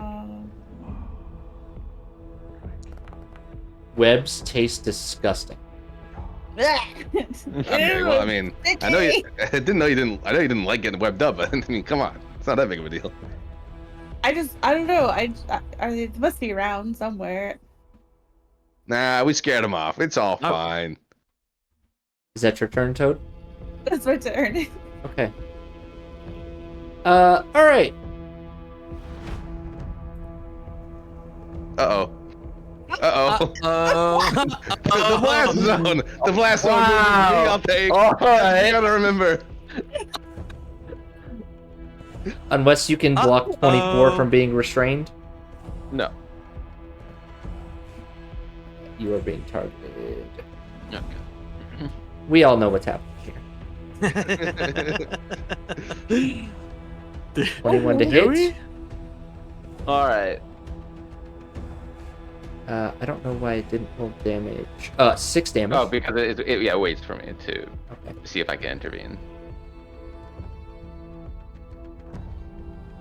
13 AC is not a lot. Yeah, I'm a sorcerer now. 19 no. I forget it prompts you to do things. Okay. Yeah, no worries. Alright. It's your turn. The spiders are visible still. Okay, cool.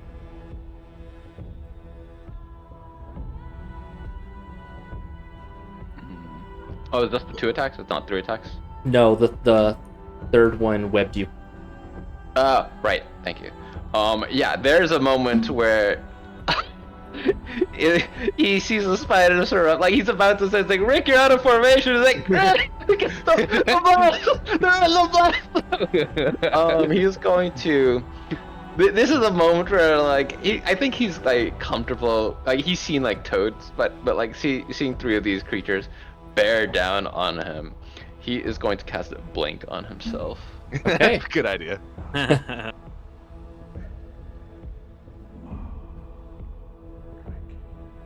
Okay. Vanish. Yeah. Wait a second. Don't these guys do that too? I wonder if you're gonna beat them in there. They just smell him leaving. Okay. All right. So I'll take you go to the ethereal plane. Well, Oh let's see. no. Nope, no, on a roll of 4 through 6. Okay, so let's see. You don't blink out this turn. I do not blink out this turn. This is a moment of like him like shouting and like panic. I'm like, oh my god, it's like, what is happening? And yeah, that's his turn. All right. But he seems to strobe fading in and out. I don't count that. Oh, it auto did the blink for you. Yeah. Nice. Okay. So you are ethereal.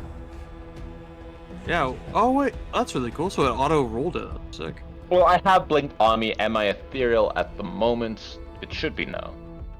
No, I should not be blinked. You should away. not be. Okay. So let's. I will. Can you end that effect on your sheet? Yeah. Yeah. All right. Top of the round.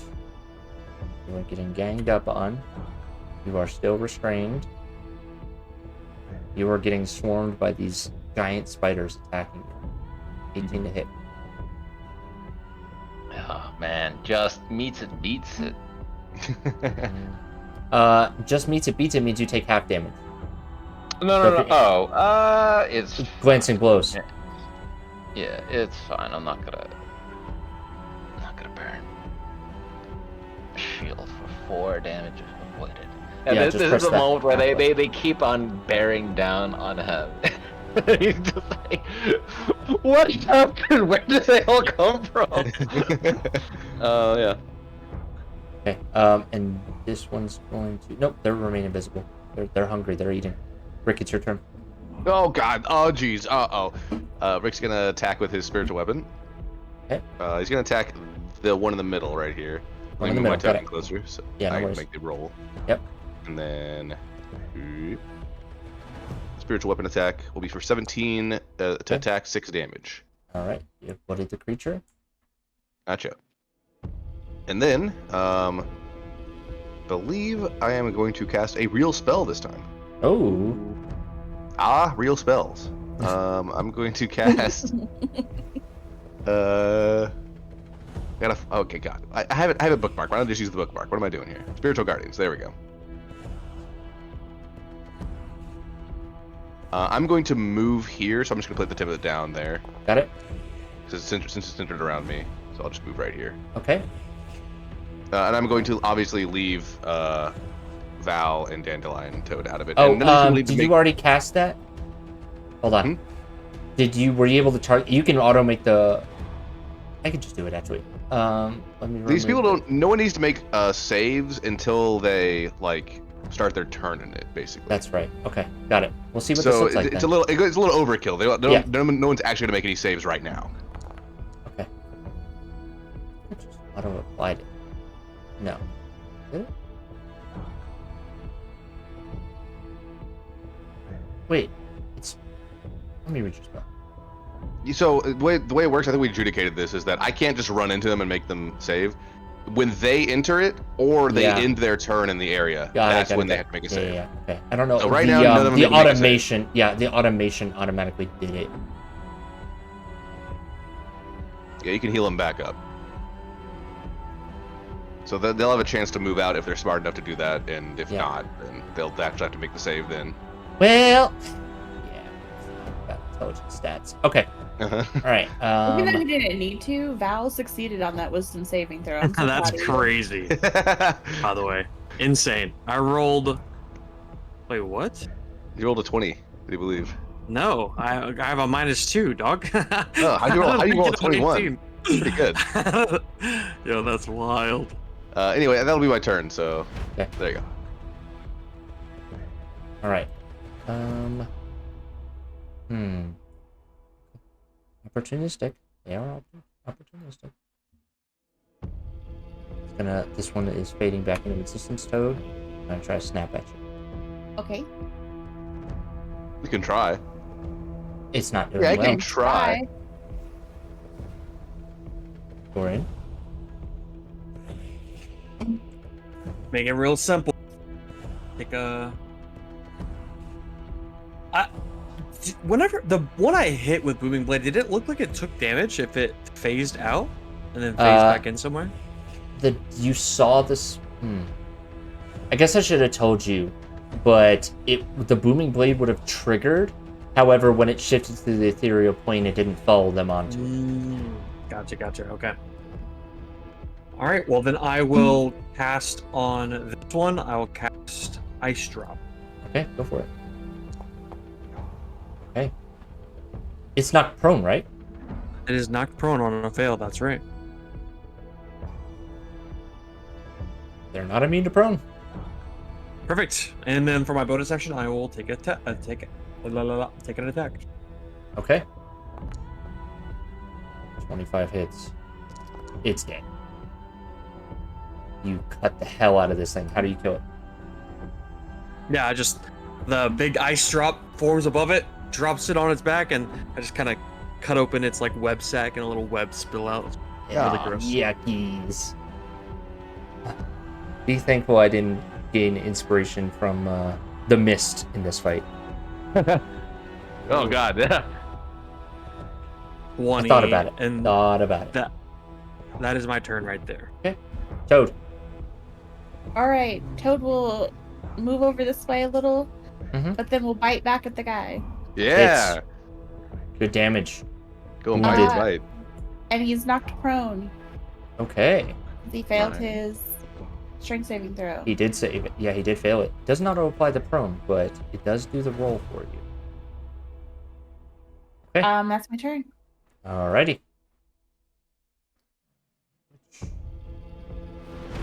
Alright. You are still restrained. It needs to make a save, though. What is the DC on your save? It's a wisdom save, right? They're real good at that. Spirit Guardians. Only if it ends its turn in that space. It's gonna end its turn at this space. Okay, yeah. It'll be I believe a 16. Let me Yeah. double check that real quick. Yeah, Yes, DC okay. 16 wisdom saving Okay. throw. Yeah, it did fail. So, okay. Gonna keep fighting. 23 to hit you. I'll take it. All right, sounds good. Ganging up Does on it the sound little good? guy. Okay. It is now your turn. Okay, well, You gonna blink again, or? all right, it still goes on. It's just a thing that persists. He is going to use his cloak to levitate. The ceiling of these rooms is 20 feet. Yes, he can make it there. But bear in mind, webs are all throughout this entire thing. It's not just the ground floor. Okay. Then never mind. He will use.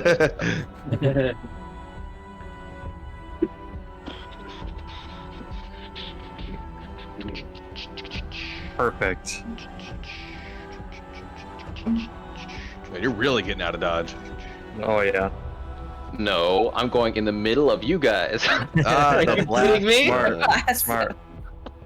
Are you kidding me? All right, so And then I will. So that's bonus. He can still attack. Why are they attacking me? opportunity attack. For Misty Step? Oh, you Misty stepped. Sorry, I didn't see that. Yeah. Otherwise, I would have been restrained. For sure. Oh yeah, you did break the restraint too. Yeah, let's go ahead and get rid of He that. does break restraint. Okay. And then he will use his action to cast Sorcerer's Burst. Cast damn you. There you go. Burns that spider. Yeah, revenge. Kill it with And, fire. As all spiders. I'm should be still here, treated. you guys. Still not blinking out. Okay. The All auto right. does it for you. Remember? Yeah, I don't will think honor. it's gonna let- Let me just honor that roll. You blink out. Okay. I'll just make it easy. But there's no more spiders on the ethereal plane, so you're actually by yourself for once. What do I see in there? Do I see eggs? Do I see other like figures? That's an interesting point of. That's an interesting note here. You see a few more corpses in the ethereal plane in the webbing that has also been construed in this space. So there's some people like you that blinked here, and then whoop. Like separate, like distinct from these bodies? Like Yeah, separate? there's one more corpse in here, in the ethereal plane. Yeah, cool. Are they webbed up, or can he make like Can he make out any distinct? They are webbed features? up. Yeah, they are webbed up just like the others, but this creature. You notice that they are wearing, some sort of armor, like some sort of. It looks pretty damaged, but you see like a glint of well-preserved armor, which typically only happens with magical armor. Okay, sounds good.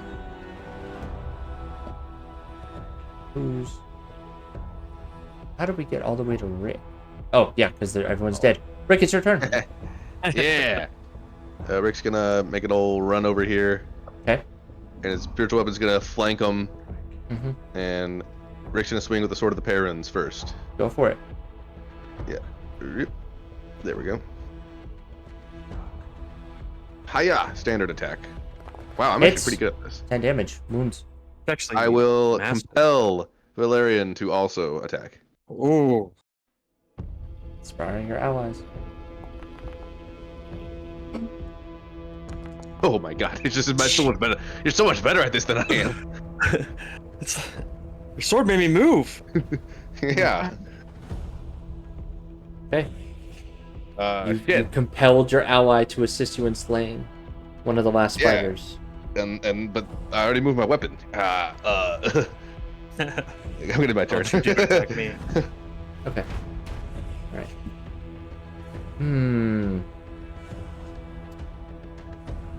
One's facing overwhelming odds. It's going to try to hide on its plane of existence. But for... Hello. Yes, you can't see it. Is there an ethereal option? There is an ethereal option. So you can probably still see. Can the rest of you still see the spider? Yep. Yeah. I can see it. Well, anyways, it's ethereal. It was gonna hide. It's gonna try to get you, but you're not restrained or anything. It is not visible to you, Toad. It is. This is just for tracking. It is on the ethereal plane right now. Oh, it was prone. It had to use half of its movement to stand up. Yeah, it can still get to him. Thank you for reminding me. But it is very hurt. Where'd Althea go? He was just here. Rick! The blast! Spiders. Oh shit. That was a 16 to hit you, but I don't think that hits, right? It does. It would hit, but I will use shield. Okay. Right. Valerian, your compatriot and what the last known spider are not visible to you. Okay. Good job, 10, Val. We did 20, 30. Listen, it left right here. It's gonna come back right here. It's gotta be right there. it. For That's sure. how that works, right? Yeah. I'll ready my attack for Okay. the spider when it comes into my range. Okay. Toad? Toad will do the same. Toad will stare very diligently at this spot, but will ready their attack for spider showing up. Take inspiration for not metagaming. Take. Altair will telekinetically push. What is happening? That my turn isn't. Okay. Wait, don't you blink back in? You right do, at the don't start? you? Is it at the start of your turn? Now we all gotta At the scroll end back of up to each that of- you blink. guys roll 1d8. Yeah. Yep. Oh, you can see I mean, the thing did it Start of your automatically. next turn, yeah, at the start of your next turn. He didn't take Blinks back in. Ready to fight a spider. Yeah. Yeah. Yeah. This is this moment of like. He reappears, now being hounded in various planes of existence by the spider. Leave me alone. Yeah. Where are you guys?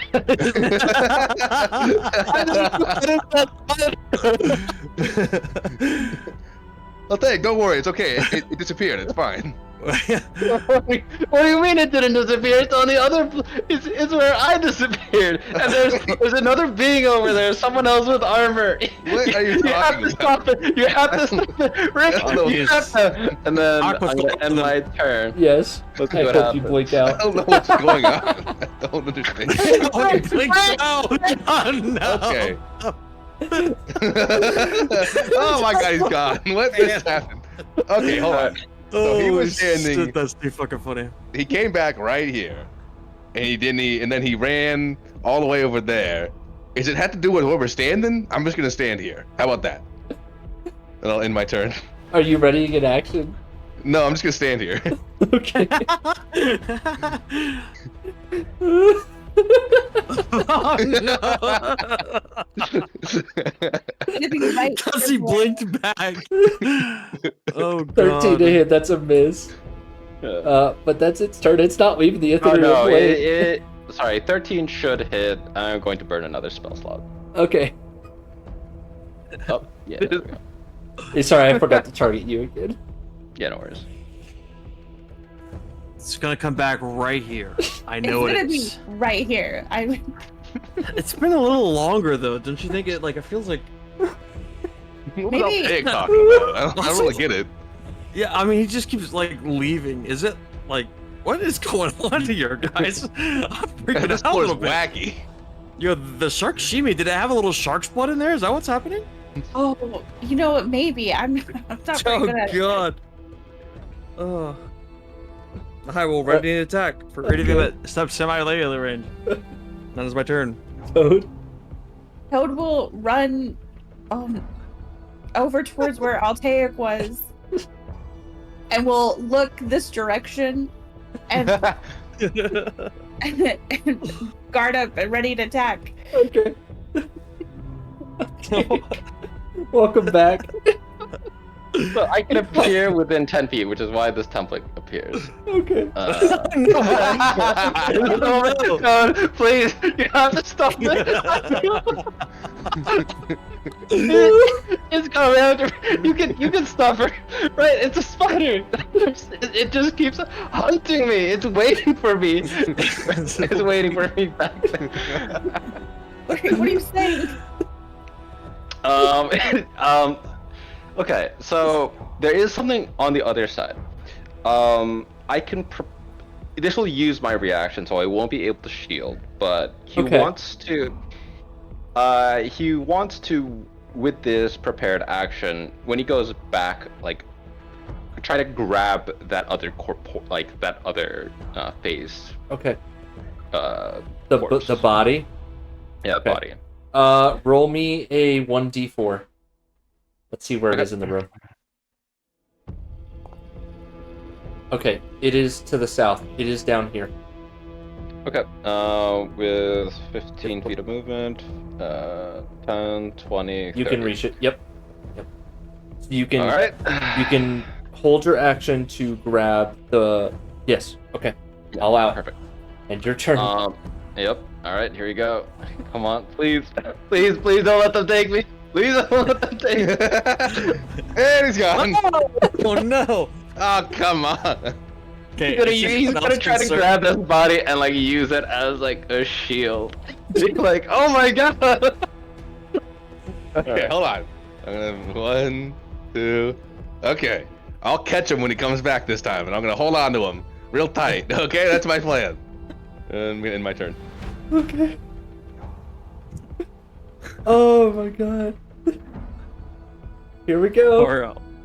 No. Oh, you dodged it this time, you Swing lucky and a miss. bastard. I'm gonna say he hits like the Like he's dodging because he's using the body The to body? like intervene. Yes. Yeah. The talons, the mandibles of the face spider embed themselves into the body. Absolutely. Okay, Val. Well, he's come back in a lot of different places, but centered around this area, it's coming back. I just feel like maybe it's been a little longer. And I'll ready my attack for the spider when it comes to my range. Okay, Toad.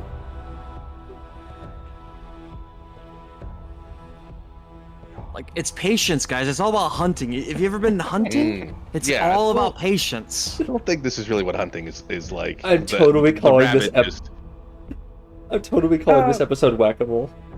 Toad will also ready an attack for if a spider appears. Okay. I'll allow it. You pop back in. No, With I'm the gonna corpse. pop back in. Yeah, with the corpse. He's like holding on to this body. Oh my god, Hal, put that down. What are you doing? Rick. and he pushes the body from him.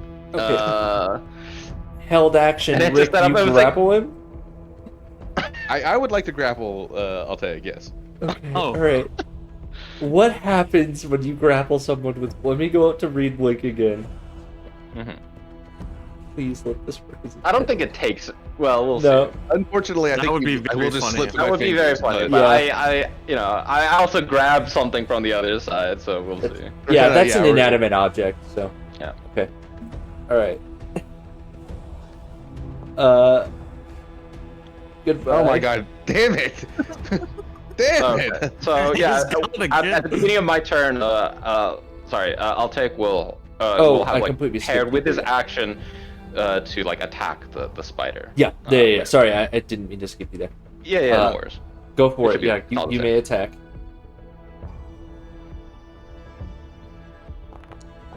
Oh no. Oh no. What? You know, oh, God, did I use my inspiration? What did I use it on? All right, here we go. Okay. All right. So that's your turn. You did phase out. Yeah. You are on the Yep. you are on the plane. Rick, it is your turn. I'll take it blinked out of your arms. Well, that was my best bet. I'm gonna move over to Toad. All right, Toad. What do we got? We gotta figure out how to get out of here. I don't know how we're supposed to fight a spider that isn't here. I don't know how we gotta get Altair back either. This is all fucked up. Is it something about this room that's making them blink out or making them disappear? I don't understand. Maybe if we I have to think go really to the hard. spots that he's disappearing on. Well, I was standing there. Oh, that's right, you were. I'm ending my turn. All right, Buller. All right, I'll take. It's just playing. You guys are alternating playing Whack-A-Mole here. 11 to hit. I don't think that hits you. 11 misses. Yeah. Oh, wing and a miss. I mean, Okay. Altair's really like encountering something I think novel to him, right? Just the feeling of being hunted and No matter There where is you go, the spider's following. yeah. There's a corpse at your feet, Florian. Oh. Okay. He brought it back. It must be important. Maybe it's how he's like leaving. And I'll inspect like take off the webs if I can as my Okay, action. you can. Yeah, I'll just call this as an action. No rule required. It is damaged mithril armor. Ooh. Ooh. Yeah, shattered mithril armor that can be repaired by blip. We might get a little blip project. Oh yeah. Okay, that's your And we turn. got time, Toad. You want to put this in your bag of holding, and we just wait for Altair to come back, or I don't really. Should I stop being a dandelion? well, no. I mean, I guess I can hold it. It's not a big deal. It's just a little clunky, but It's no big deal. I don't care. I don't care. Whatever. All right. All right. That's my turn. Okay. So the spider, Altaic's over here. Toad's gonna again run to where Altaic was, and ready an attack for a spider. Okay. I can't believe I'm rolling so many. So yeah, your auto roll really wants you to go to the ethereal plane here. yeah, and then you know what? He'll reappear in the same place, and there's a moment where it's like, what did you find? Like, is there something that could keep me? I think you're trapped here, buddy. Got some cool armor though. Yeah, and then it's just like I'm like, yeah. There's like a moment where I'm just like, oh God, I can't wear it that quickly. He's going to I think in a feat of like fear and anger, he's gonna be powering up Everett's black tentacles. Okay. Ooh. And by the way, when he's on the other side, does he see beyond the boundaries of the architecture? Interestingly Like, does it enough, seem like that phase extend beyond the geometry of the space? Interestingly enough, it does not. It seems to stop and be halted by the confines of the walls of this tower. Gotcha. Okay. Yeah. So he'll be preparing to cast Everett's black tentacles. If you don't shift, you burn this. Oh no. Well, if like that's part of the preparation, right? That's like the trigger. Like if he shifts. Yeah, if he shifts okay, the trigger. Yeah, that's fine. I'll allow it. Yeah. But if you don't shift, it'll come back to your turn and you burn the spell slots. Yeah. Well. Of course. Oh. Oh dear. Hey, you didn't leave. There's a It's moment there. he is just holstering the greatest spell. He's just like, wait a second, it's coming, guys, it's coming. It's coming here. Okay. In the Okay. spot it's gonna be at. I'm gonna cast Cure Wounds on Altair. Look, okay, buddy, you gotta calm down, all right? Just calm You down. calm down. You gotta calm up. That's fine, David. In my turn.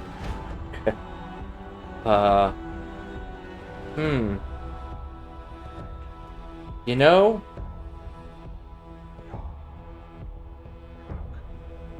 it's gonna stick around for one round to see if you stay.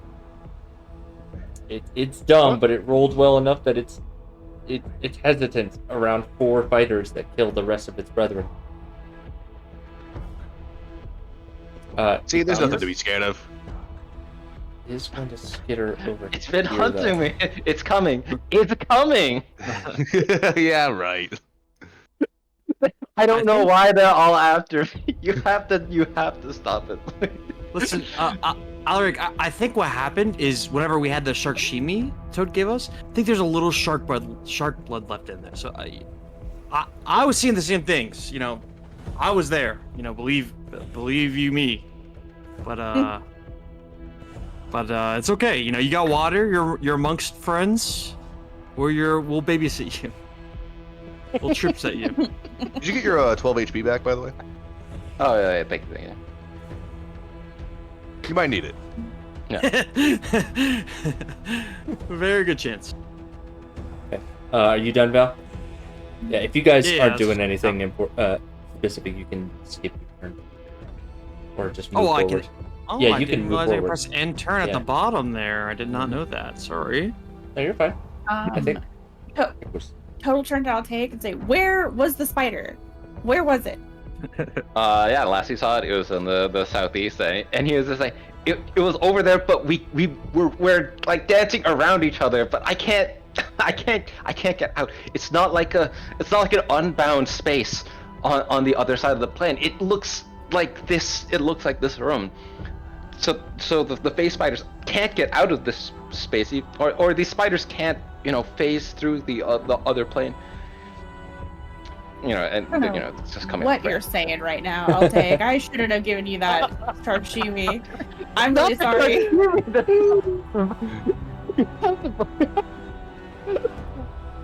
okay, so you've burned the spell slots of the what was it? I'll burn Bard's Black another. Pen- Okay. End turn. He's terrified. And you're staying here. Oh no. Look, I'll take. I mean, Look, clearly the thing ran off, and now we can just get out of here. Yeah, Okay. we I should- mean, just wait. All right. 5, 10, 15. I want to make my way towards the stairs. Okay. And I'll end my turn. Okay. It will now shift back to the normal plane and try one more last ditch attack. Oh, And I'll take. Holy shit! Over here? You. Oh, I thought it almost was. crit. I thought it was a crit. It Uh, almost. Gotcha. 12 damage, Gotcha. but it is now back in the ethereal, or now back in the normal plane. Right behind you! Oh my god, you were right! Oh my god! Is No that way. real? Is everyone seeing that? I didn't have any sharks see me. It's real. Okay. All right. Don't think I can hit. Right? I was pretty sure my calculations off were at 5 feet. It's kind of crazy. I will move to it and I will attack. Please. And I should target it. I am not targeting it. There it is. Let's keep track of time. I don't know why I Three didn't more auto apply the rounds. damage, but I think I messed up. please tell us how we kill this last phase spider. I think out of jumpiness, he just like stabs it, just stabs, and then oh, that's it. I thought it was like a queen spider back there. It sounded like it was like a predator of yours. I think that's the last one. I didn't see another one out there. Out there, But yeah. I don't think this effect is done. I have 3 more rounds. Okay, Blink. god. This effect. Can you end blink? I don't think so, because it's not a concentration spell. I could literally cast I could literally cast like dispel magic, but I think this is more fun. We could role I'm not- play I'm it not- that you pop out once or you pop away once or twice. Okay, when you go back out, Tig, just see if there's anything extra, like you know, got one dead Why? body. What, maybe what, maybe wait, not what two. was in this one? Wait, what was in this one? Bye bye.